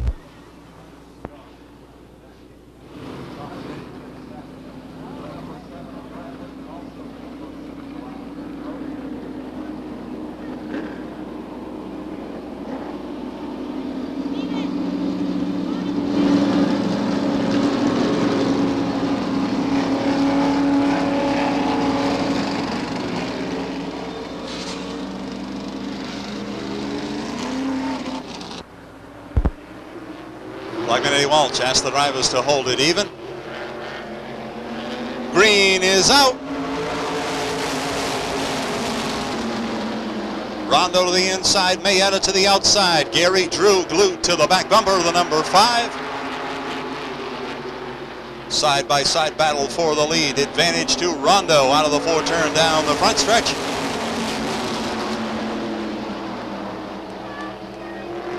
Gary Drew with the advantage for second spot as he races from the inside groove.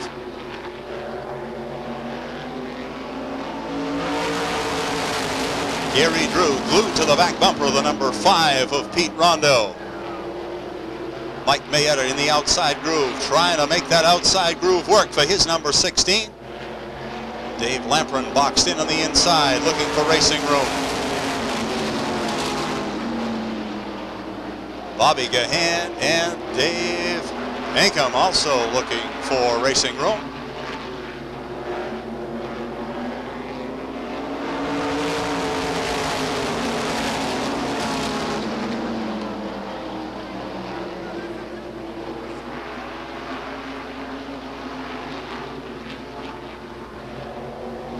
Pete Rondo doing a nice job of holding off hard-charging Gary Drew, who seems to have the 9 hooked up here this afternoon. Dave Lampron gets a bite up the inside to challenge Mike Mayetta on the inside. Gary Drew right at the back bumper of the number 5. Dave Lampron to the inside, Mike Mayetta to the outside. A side-by-side battle for third. Bobby Gahan sitting in fourth, just wondering which lane is going to go. David Pinkham sitting in 6th spot. Mayetta having to work hard in that outside groove, trying to find a way to make it stick for him on the outside.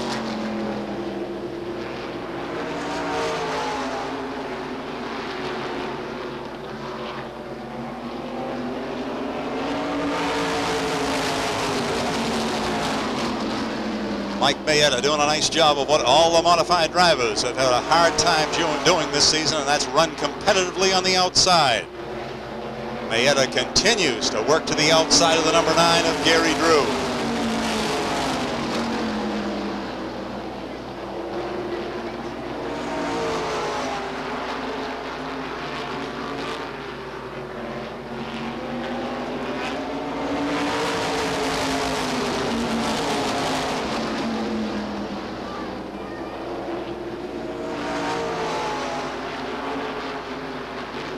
Working lap number 32. Pete Rondo doing a nice job of holding the point.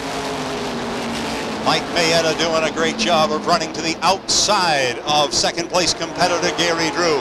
It will be just 2 laps to go next time by. Flagman Eddie Welch, 2 flags in the air. I'm sure a welcome sight for Mike Mayetta as he's had to work hard to the outside of a fast field of modifieds. Nice job done by Gary Drew and Mike Mayetta running wheel to wheel since the 20th lap. White flag is in the air. Race is for second. Gary Drew to the inside, Mike Mayetta to the outside. Side by side, they look to the 3-turn. Checkered flag in the air. Pete Rondo, Gary Drew, Mike Mayetta, Dave Lampern, and Bobby Gahan. Outstanding run by Mike Mayetta, working to the outside of the number 9 of Gary Drew. Feature win to the Saco driver, young Pete Rondo, driving an 88 Cavalier owned by Ken and Janet Matthews, sponsored by Portland Pump, Team Auto Body. And this makes feature win number 4 for Pete Rondo. And that makes him the winningest modified driver this year, as he is the only driver to capture 4 feature events. And I don't think anyone's going to want to go away, ladies and gentlemen, because all 3 divisions are going to be back for a dash for the win. A $1,000 winners take all coming up in just a few moments. But right now, we're preparing to go trackside for a chance to hear from this afternoon's modified feature winner, Pete Rondo. Let's go trackside now to Andy Cusack. Andy? Thank you, Bruce. We'll be bringing out our first Winners Clash race in just a moment. That will be the Limited Sportsman Division. And we'll be drawing for positions here on the front straightaway. But in the meantime, welcome back into Victory Lane, Pete Rondo.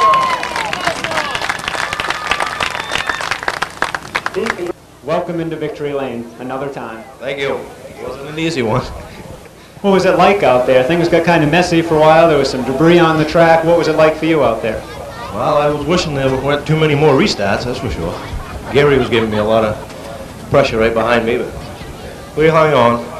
It's been tough to run on the outside for a good part of the year, as the modified drivers have said, and Mike Mayetta started out there next to you a couple of times. What was that like for you? Well, I knew Mikey's been strong all day. So I knew he was going to be tough, but on that last restart, his left front tire was going flat. He asked me if it was all right, and I said no, but he stayed out there anyways. What do you want you to say, right?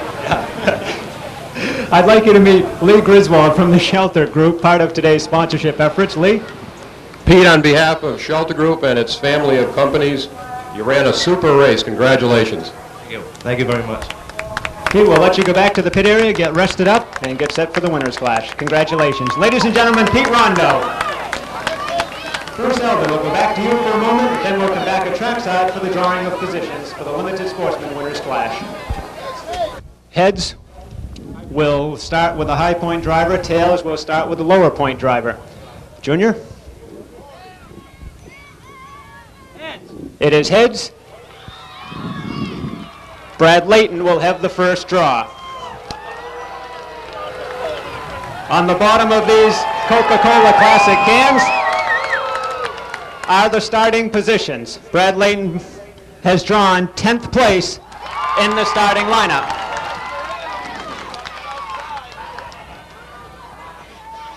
Next in the point order, currently second place in the Limited Sportsman point standings, Pee Wee Knight.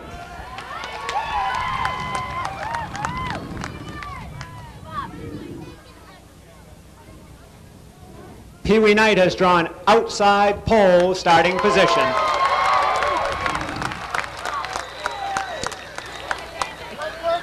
Our next point holder is Kevin Durgan, a former champion.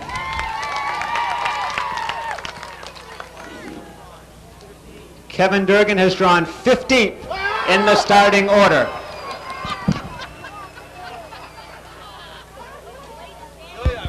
Our next point holder, Dave Fecto out of Standish.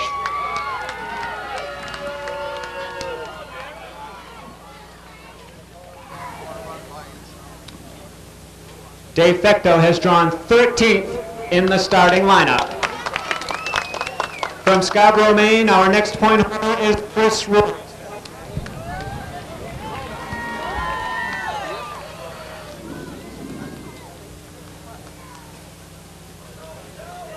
'17th in the starting lineup is where Chris Rule will start. One of the top runners this year who's had trouble qualifying in the past few weeks. He's all qualified with this show with a number of wins to his credit. Butch Buzzle.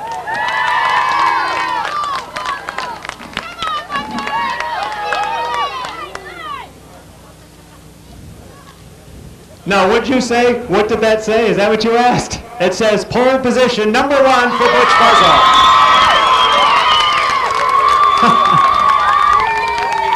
The next point holder from Scarborough, Maine, Don Culprit Jr.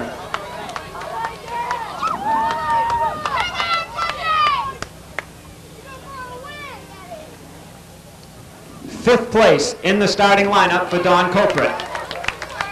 Also from Scarborough, Maine, 2 wins to his credit, Larry Gelinas.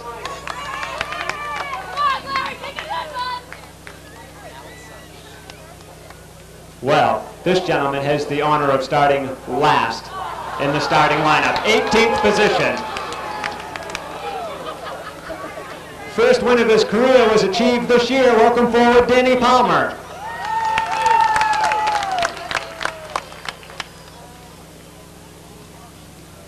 Danny Palmer will be starting 3rd in the starting lineup. Next in the starting lineup, Kevin Buck.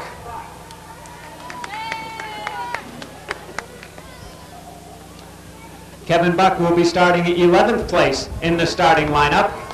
And behind him, a gentleman who eked himself into this starting lineup with a win this afternoon, Richard Olin.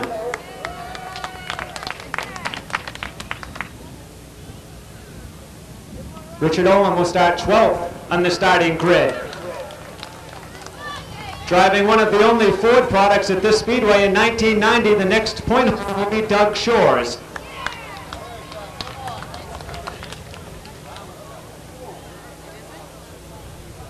Doug Shores will start 8th in the starting lineup.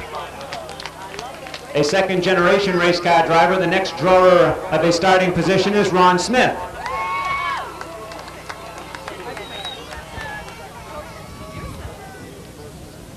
Ron Smith will start 6th place in the starting grid. Donnie Morse will be our next contender to draw a starting spot.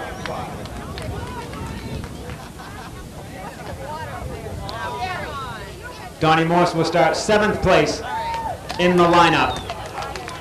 Next to draw with a win just a week ago, welcome out Gary Adams.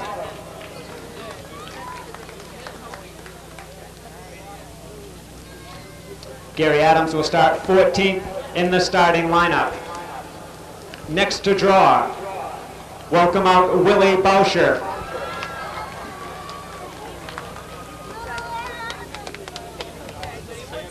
Willie Bauscher will start 4th place in the starting lineup outside of row 2. The next one to draw, please welcome forward Dave Sprague. He has the choice, one of 2 cans to draw. Should have chose the other one. 16th place for Dave Sprague, and Robbie Herrick has the final draw. Robbie, you don't have a choice. That's not bad. 9th place in the starting grid. Ladies and gentlemen, there is your lineup for the Harrison Motorsports Limited Sportsman version of the 1990 Winners Clash. Gentlemen, prepare your cars for competition.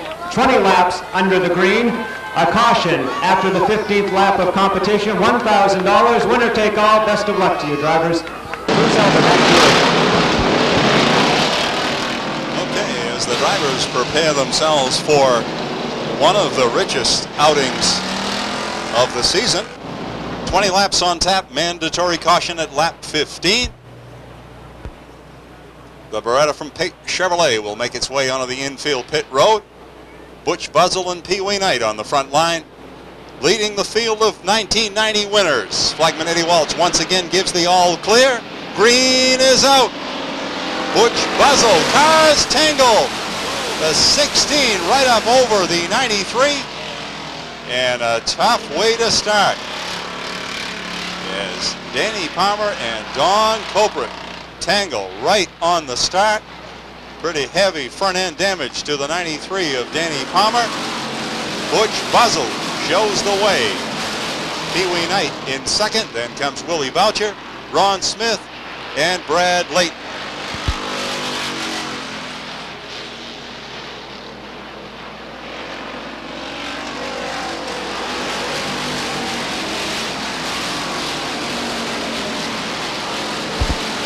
Brad Layton taking over 5th place as he works, 4th place rather, as he works his way around the 49.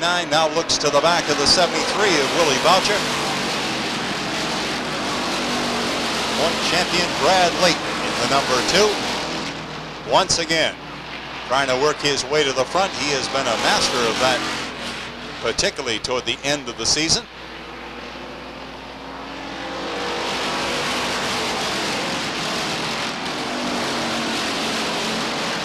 Brad Layton, the man on the move, as he takes over 3rd spot, working out and around the 73 of Willie Boucher. Now sets his sights on the 111 of Pee Wee Knight. Pee Wee Knight right at the back bumper of Butch Buzzell.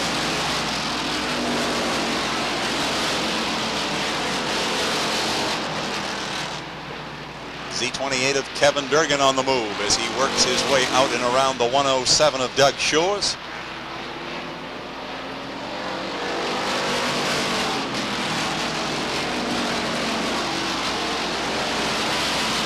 111 of Pee Wee Knight works to the inside now of the 89. As the 89 goes just a little wide, Pee Wee Knight takes over the point, and following him up the inside is Brad Layton.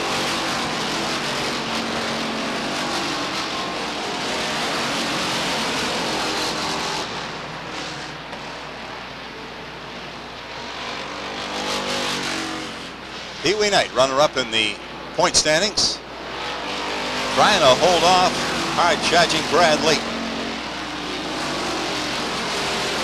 Guys working lap number 9. Brad Layton looks to the outside of the 111, tucks it back in the inside groove, pulls back out again.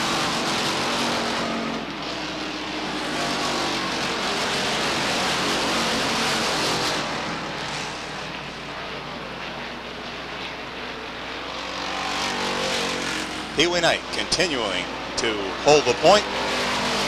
Brad Layton now way on the outside. Trying to set up for a pass to the outside.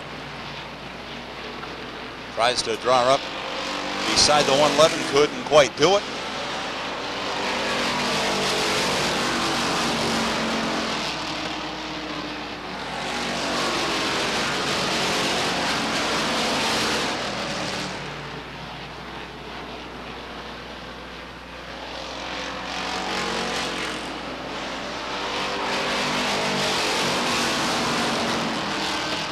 Continues to be Pee Wee Knight holding off Brad Layton in the number 2.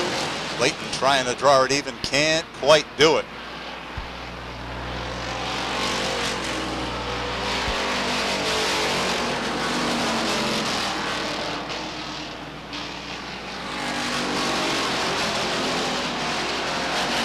Cars even now on the backstretch, racing to turn 3. Slight advantage to the 111.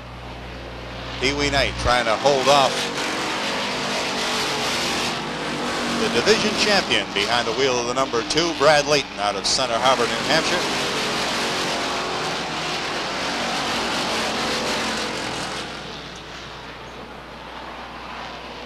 The 16 may come into play now and become a factor.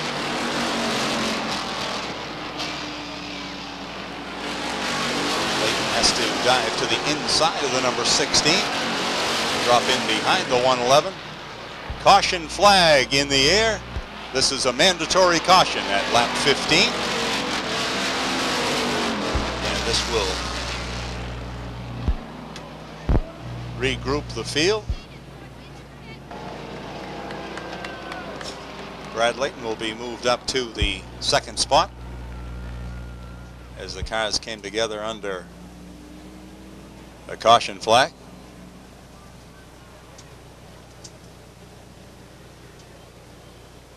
What comes down to a dash for cash. 5 laps to go. $1,000 on the line for the driver who crosses the line on lap number 20 in the lead.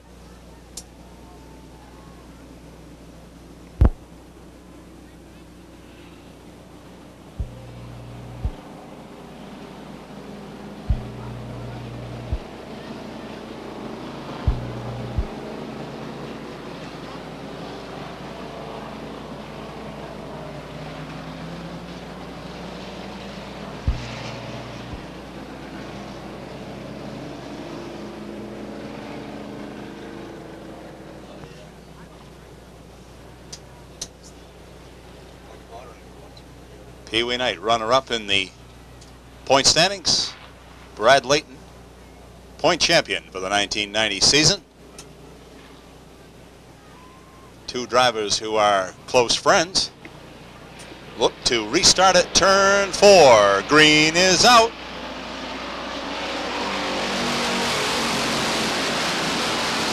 Side by side to the one turn. Knight to the inside, Layton to the outside. Even to the backstretch. Pee Wee Knight doing a nice job of holding off Brad Layton. Even at the start-finish line, Layton goes high, comes right back to draw even once again. Slight advantage to Layton out of the 2-turn down the backstretch. Knight is able to close it back up in the 3 and 4 turn area.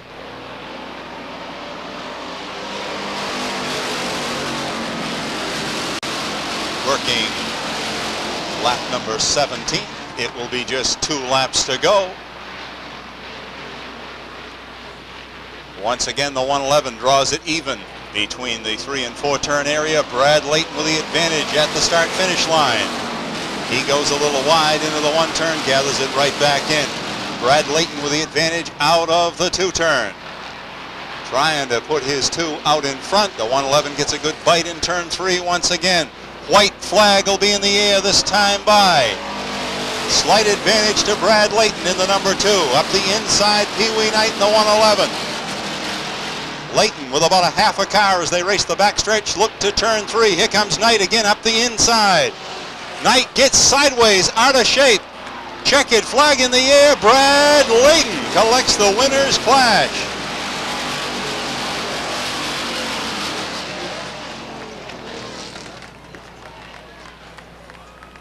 The 111 gets a little sideways out of the 4 turn, and that's all it took. And the winner's clash goes to the 1990 Limited Sportsman Point champion, Brad Layton.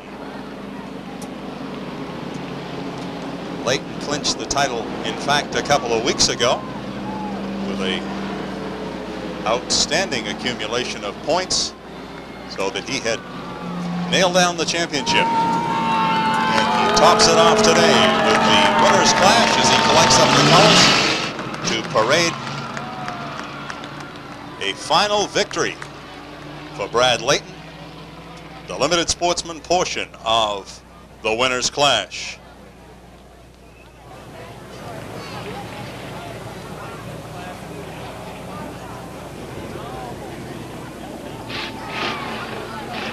Brad Layton drives a 78 Pontiac Trans Am. Car owner is Brian Layton. Sponsors are the New Hampton Sunoco, R&K Automotive, and the Catch Basin Cleaners. Layton was lap leader in '88, most popular in 1989 and '90. Let's go trackside now to Andy Cusack. Ladies and gentlemen, you wanted a winner's clash. You had a winner's clash.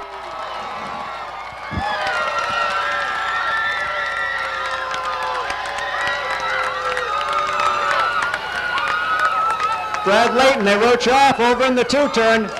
Congratulations. Right, thank you. I just want to say I had a good time putting on a show for the fans. Some of them really didn't want the show to go on, but we got it anyway. I tell you, it was real close. You and Pee Wee Knight, friends on and off the track, ran excellent side by side. The last lap, the pressure was really on. What was going through your mind coming out of turn 4? I don't know. He was running. We were all running pretty hard. My car, as we all know, handles best on the outside, and I would have switched spots for him for the world. And he got a little loose coming in, and you know, both the cars were flat out. We had a good race. It's, you know, like you said, best of friends, and you know, I'm glad it turned out this way, of course. But I'll tell you, Pee Wee's a hell of a contender, and I'm, you know, glad for him, even though it doesn't pay much for second. I'm sure he's happy with the effort that both of you put together. Marianne D'Alessandro from G&S Commercial Brokers has the large trophy from the Harrison Motorsports team and an overnight stay, all accommodations taken care of at the Sheraton Portsmouth, and appropriate for a New Hampshire driver. Marianne? Brad, on behalf of G&S, the other sponsors, and all your fans, congratulations on a great season. Thank you. Thank you very much. I want to thank G&S. You know, for the bonus, we really drive harder. Thank you. And for the $1,000, you know, if you want, you can take Donnie Copeland out to dinner. Yeah, I got him a ticket, but I don't think it's 2 ways. We congratulate you, Brad. Ladies and gentlemen, Brad Layton, winner of round 1.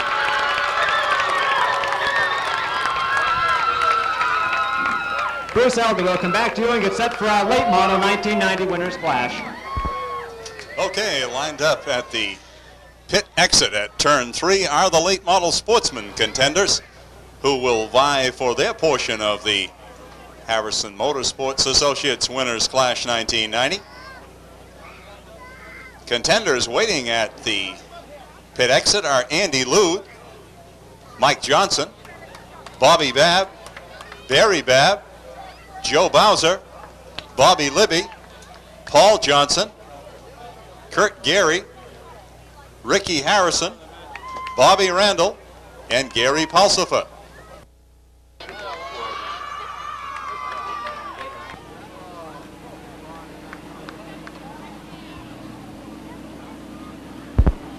Once again, the late model portion of the Winners Clash will be a 15-lap clash. There will be a mandatory caution at 10 laps, and then a final 5-lap dash to the $1,000 win.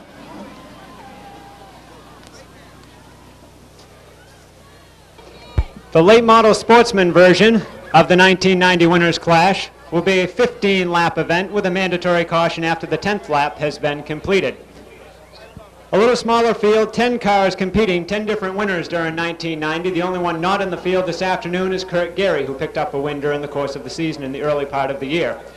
Junior Niles, our assistant starter, will again do the flip of the coin to decide which way we will select starting positions. Heads will determine whether we start at the front of the pack and go back through. Tails will be from the tail of the pack and up through in the point standings. Junior?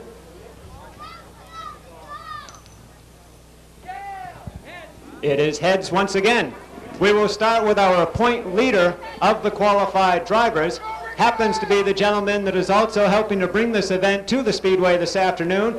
He is second place in the late model sportsman point standings, Ricky Harrison.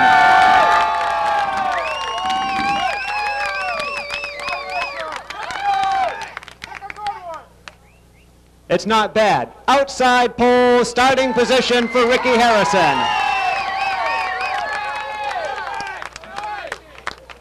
Our next person to draw from the qualified drivers and their point standings, at second place, Paul Johnson.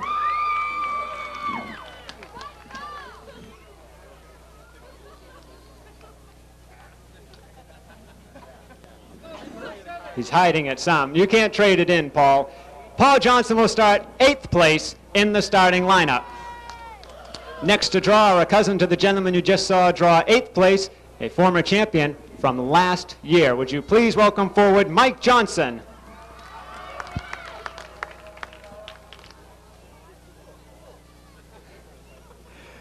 Mike says, oh, it's full. That's right, and you will start 6th for that little comment, Mr. Johnson.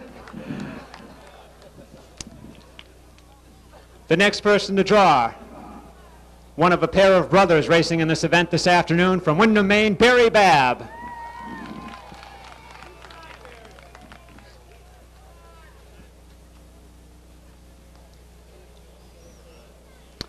Barry Babb says 5th place will be his starting position.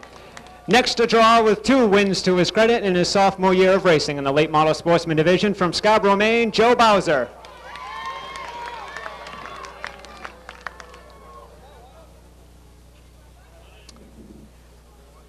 Joe Bowser will start inside of the last row, position number 7.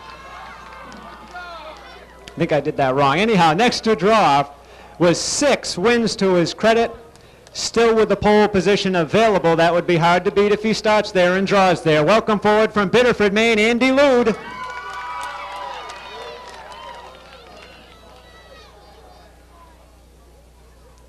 Not a bad starting position for Andy Lude inside, but inside of row 2, 3rd place for Andy Lude. The second of the 2 brothers racing in this event this afternoon from Windham, Maine, 2 wins to his credit. Welcome out Bobby Babb.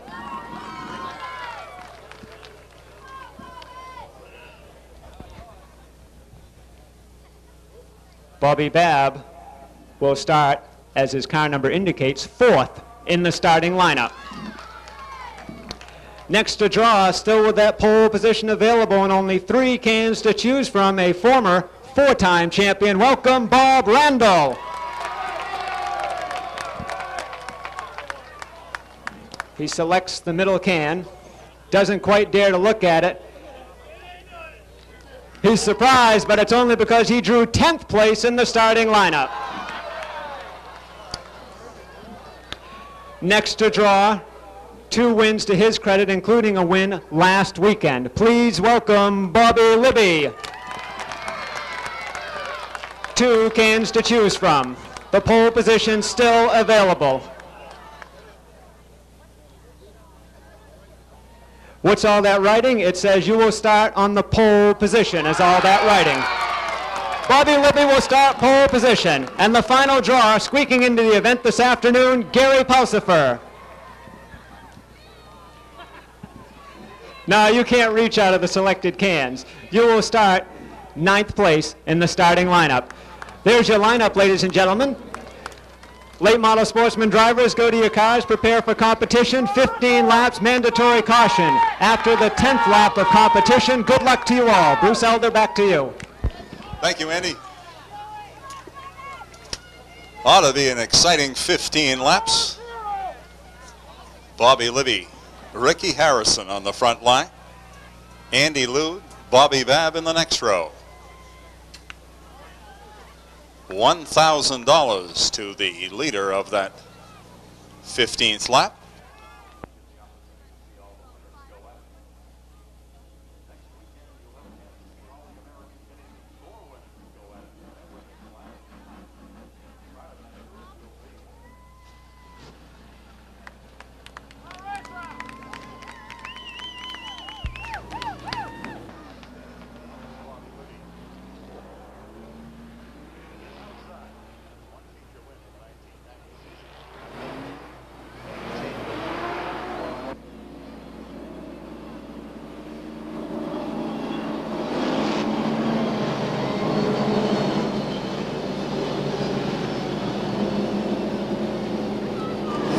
Laps on tap. Mandatory caution at lap 10.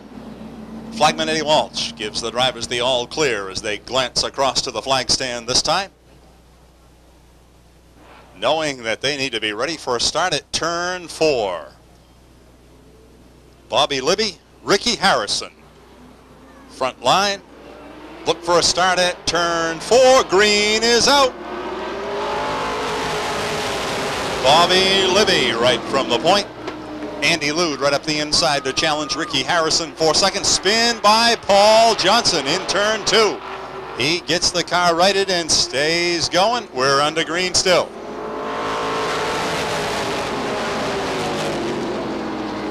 Bobby Libby, Andy Lude, Ricky Harrison, Bobby Babb, and Barry Babb, the top 5.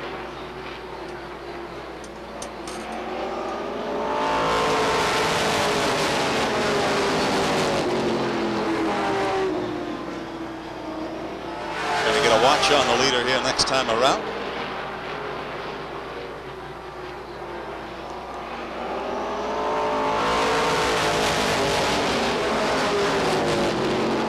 Babb brothers running side by side now. Battling for that 4th spot, Barry Babb from the inside with the advantage.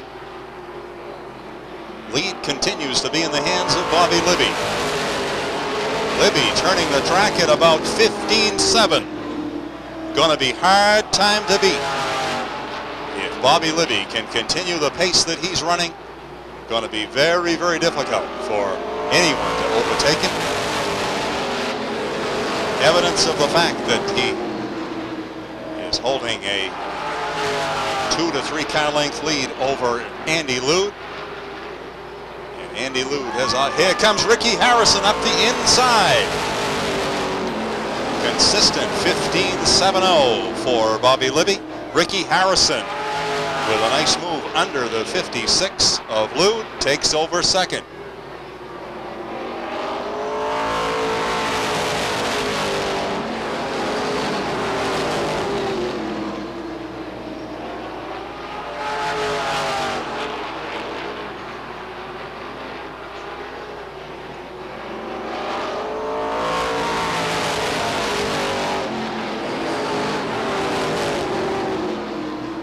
Laps down, 2 laps to caution, which will close the field once again, give the drivers another chance. A shot at the front once again.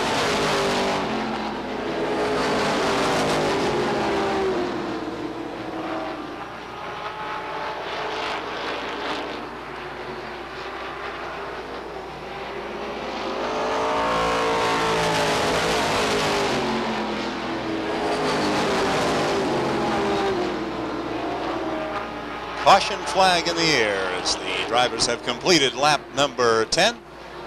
And a commanding lead at this point for the racer out of Standish, Maine.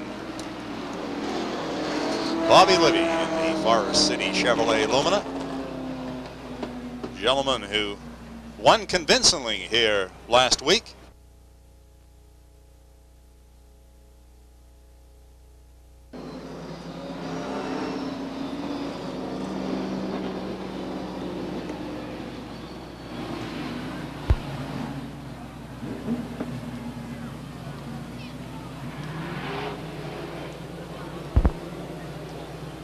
Once again, it'll be Bobby Libby to the inside, Ricky Harrison to the outside, just as they started.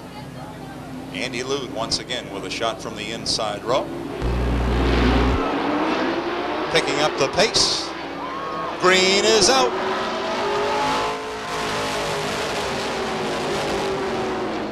Bobby Libby right from the pole jumps right back into a lead. Here comes Andy Lude once again to challenge for second as he races beneath the 85 of Ricky Harrison.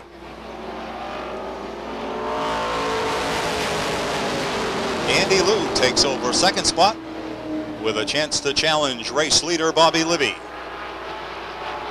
Once again, it's a case of a couple of close friends in positions 1 and 2, just as we saw in the limited sportsman portion of the Winners Clash. It'll be just 2 laps to go. Working lap number 13, working himself back out into somewhat of a comfortable lead. We'll see 2 to go. Ricky Harrison once again trying to challenge Andy Lude in the number 56. Mike Johnson trying to close it up. Bobby Babb takes his 4 on a pit road. White flag in the air, 1 lap to go. Here comes Ricky Harrison up the inside. Harrison dives beneath the 56 of Andy Lude. Once again, Harrison has worked his way in a second, but not enough time to mount a challenge, and the Winners Clash goes to Bobby Libby.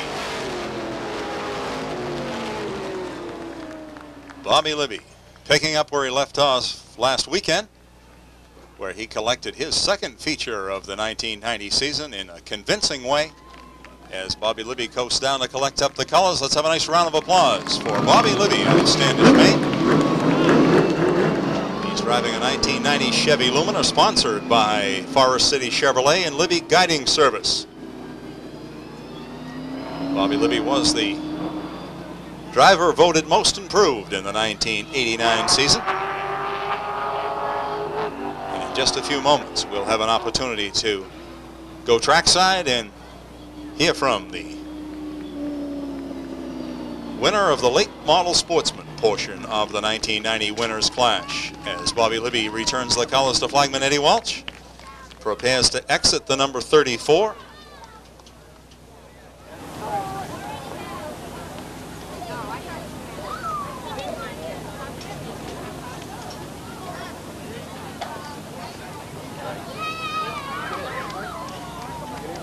From the Harrison Motorsports team, Bobby Libby.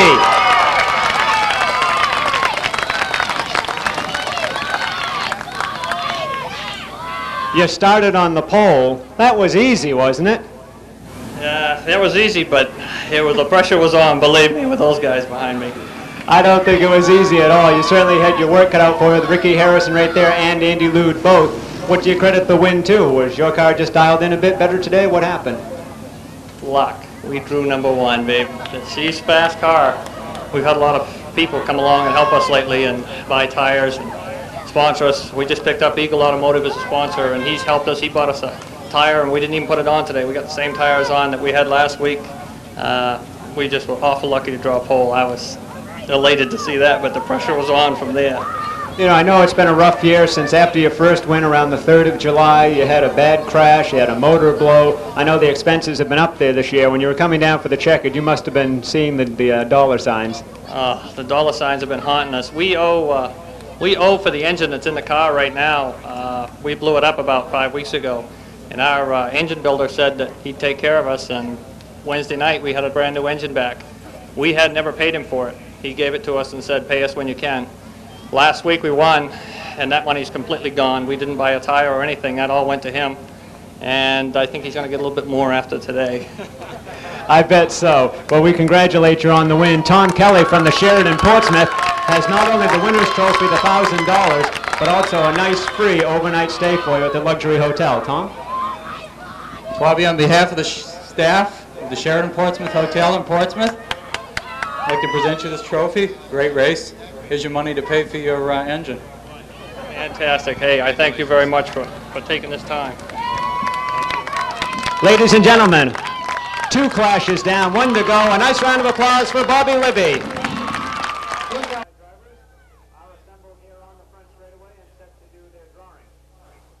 Our modified drivers are assembled here on the front straightaway and set to do their drawing. 8 drivers that are present with us today and ready to race have qualified. They are out here at this point. 3 drivers are absent. Jim Emerson is out of the competition today from the crash in the earlier feature.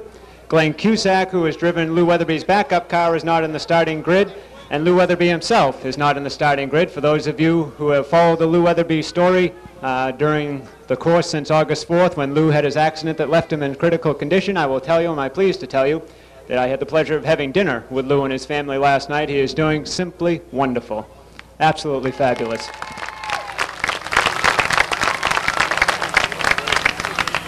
He also said he would like to be here this afternoon, but he'll save it for next year. Junior Niles will do the coin toss to decide which order we'll be drawing from. Heads will win the high point to low point. Tails will win low point to high point drawing. This must be a day for the high point drivers to draw first. Heads is the determination again. Therefore, the highest point holder of the qualified drivers is the late model sportsman champion from 1990 and a former 2-time champion in that division, looking for his first championship in this open wheel division, Mike Maeda of South Portland.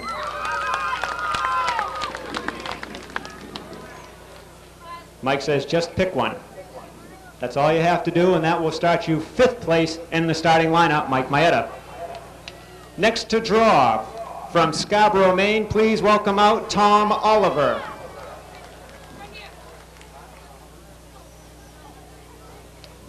Takes the first can in the line, and that will start him outside pole position. Tom Oliver has drawn 2nd place. The next to draw, a former champion from 1984. Welcome forward, Wild Willie Elliott.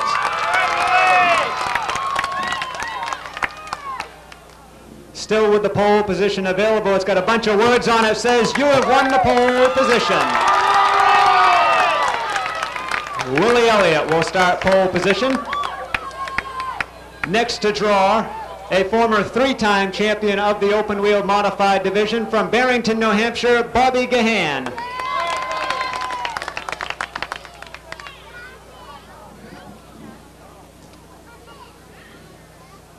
Bobby Gahan will start inside of row number 2 with a 3rd place starting position. Next to draw from Saco, Maine, one of the multi-feature race winners in the open wheel division this year and today's feature winner. Would you please welcome out Pete Rondo.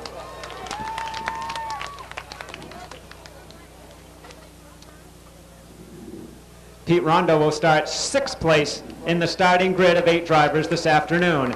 Next to draw from Seabrook, New Hampshire, please welcome out Scott Watts. Watts picks up the Coca-Cola Classic can and will start outside of row number 2 with a 4th place starting position. Next to draw, a rookie in the open wheel division, finished 2nd place in the limited sportsman point standings last year from Scarborough, Maine, Kevin DeBias with 2 wins to his credit. Kevin DeBias makes the draw and will start 8th place in the starting lineup. Final person to draw this afternoon, 1 remains, Dave Lamprin makes the draw. And that starts him inside of the final row with position number 7. There's your starting lineup. The drivers have chosen their starting positions. Drivers, please prepare your cars for competition. 15 laps on tap. Mandatory caution after 10 laps have been completed. $1,000 from the Harrison Motorsports team. Winner take all. Best of luck to you, drivers. Bruce Elder. Thank you, Andy. Have a call to the main gate for Corey Blake and Mike Batchelor, please. Corey Blake and Mike Batchelor to the main gate area, please.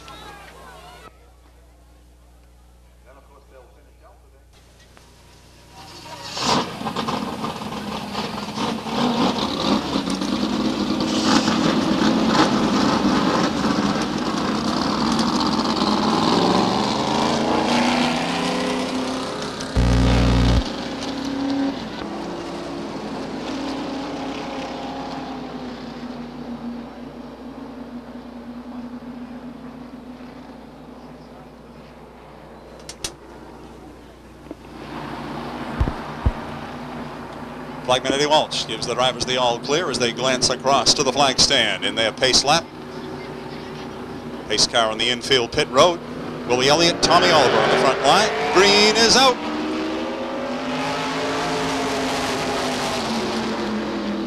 Side by side, turns 1 and 2. Out of turn down the backstretch, slight advantage to Willie Elliott. Tommy Oliver right back on the outside. Bobby Gahan in 3rd. Scott Watts 4th.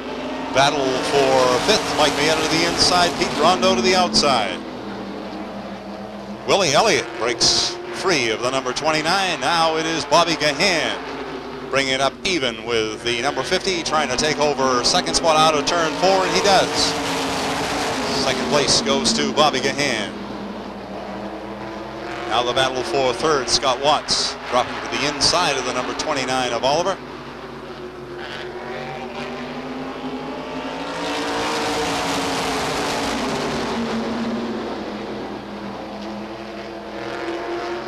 Willie Elliott continues to show the way as they work lap number 4. Get a watch on the leader in just a moment.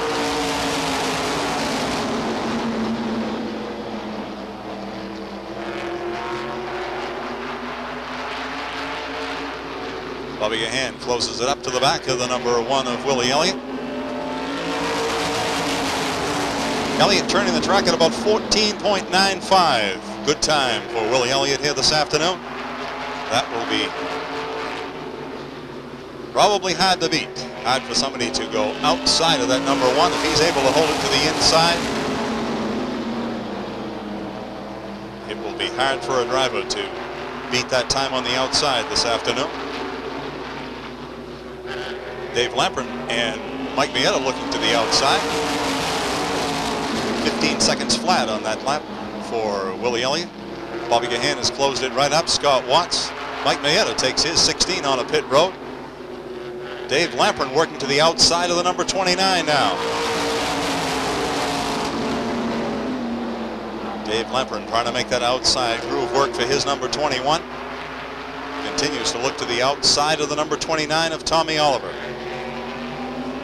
Scott Watts looking to the outside groove as well.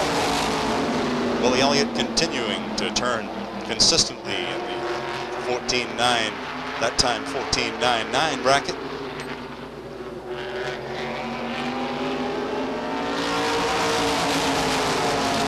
Scott Watts looking to the outside of Gahan. They have completed lap 10 and the caution flag flies. Mandatory caution. Pete Rondo takes his number 5 on a pit road.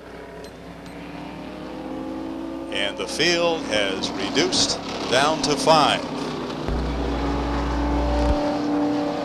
Bobby Gahan takes the 50 right on a pit road, which appeared to be a sudden move, as something must have gone amiss. Perhaps a tire going down on the number 50. And he abruptly turns right on a pit road. Flagman asked the drivers to cross it up, down to 4 now. Willie Elliott, Scott Watts on the front line, Tommy Oliver, and Dave Lamprin.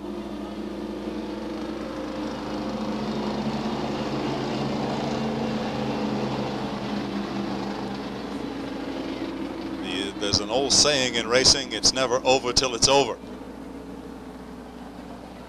And what can appear to be a sure thing sometimes doesn't end up being a sure thing. And I'm sure that's what's in the minds of Tommy Oliver and Dave Lamprin right now, as I'm sure they're not counting themselves out yet. 5 laps to go. Flagman Eddie Waltz gives them the all clear as they approach the 3 turn. Willie Elliott to the inside, Scott Watts to the outside. Green is up.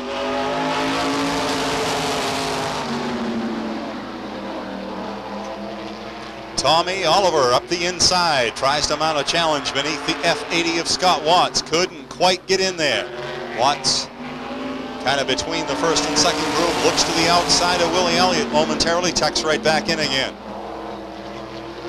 Back in the outside groove once again, Dave Lamprin, as he looks to mount a challenge from the outside.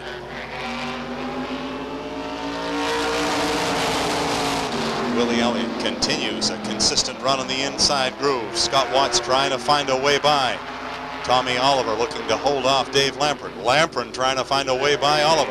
Looks to the inside now. 2 laps to go. 2 laps to go. Scott Watts tries it again to the outside. Loses a little ground that time. Car's obviously very even. Scott Watts right into the back end of the number 1. White flag comes out. And Willie Elliott is turned coming out of the 4 turn. And Scott Watts inherits the lead. Checkered flag flies.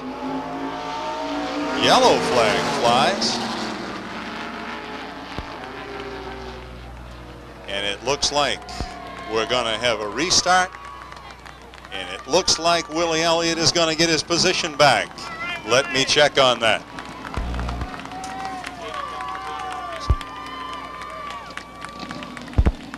Officials rule that the F80 spun the leader.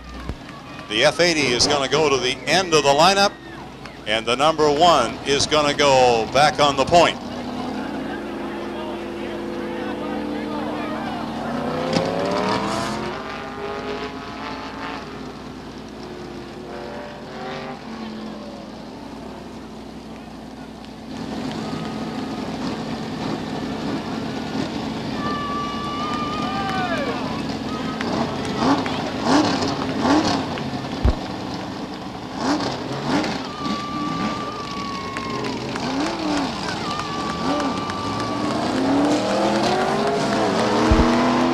Restart will show 2 laps to go.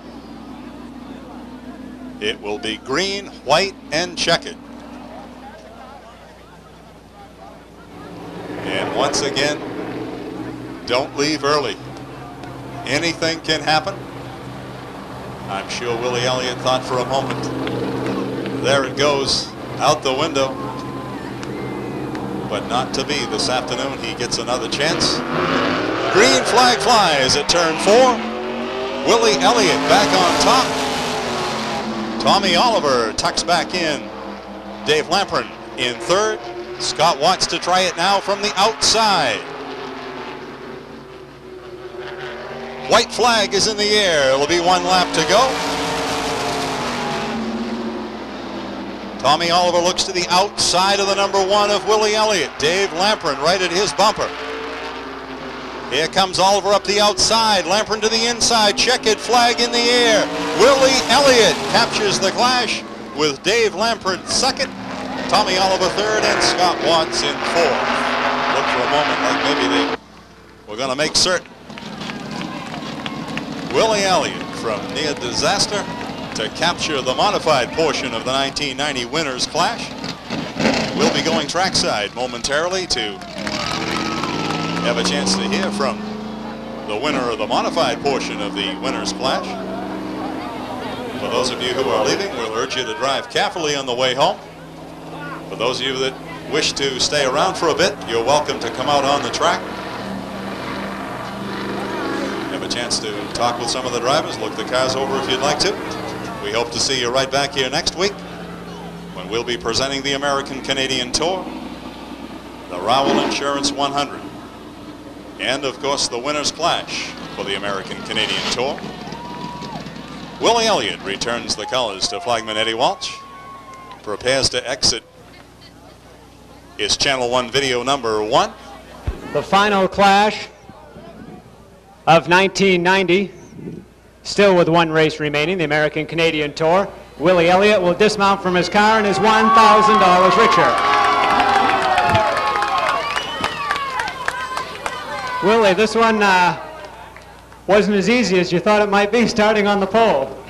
I hurt your hand, I'm sorry. What'd you do? I got a busted up finger here and it's pretty hard, pretty sore. I didn't mean to buckle you to your knees, sorry about that. Tell us what happened. Well, it makes it easy when you start on the pole. I don't know, everybody was kind of racing hard and, you know, I don't know what happened behind me, but, you know, thank God we just come back and we got our position back and stayed in there. We had a bad day all day today. We lost transmission in the heat and broke a tie rod in the feature and crashed with Tommy. And season's been going downhill here lately, but maybe this will bring us back for next week. It'll certainly pay some of the repairs, I'm sure. Elwyn Curtis from Curtis Lawn and Garden has the final presentation of the afternoon, the trophy, an overnight stay at the Sheraton Portsmouth, all expenses paid. Elwyn? On behalf of Harrison Motorsports and Curtis Lawn and Garden, I'd like to present you for this trophy for doing a fine job for winning the Clash race. I'd like to thank the sponsors, and without you guys, hey, this is it. I just want to thank all you guys, my sponsors, Goodwin Hannaford Racing Engines, Scarborough Auto Part, Channel One Video up in the booth. You guys all buy the tape for this race, huh? Keep him back here next year, maybe he'll sponsor some more of us. Willie, we congratulate you. Ladies and gentlemen, a final round of applause for Willie Elliott.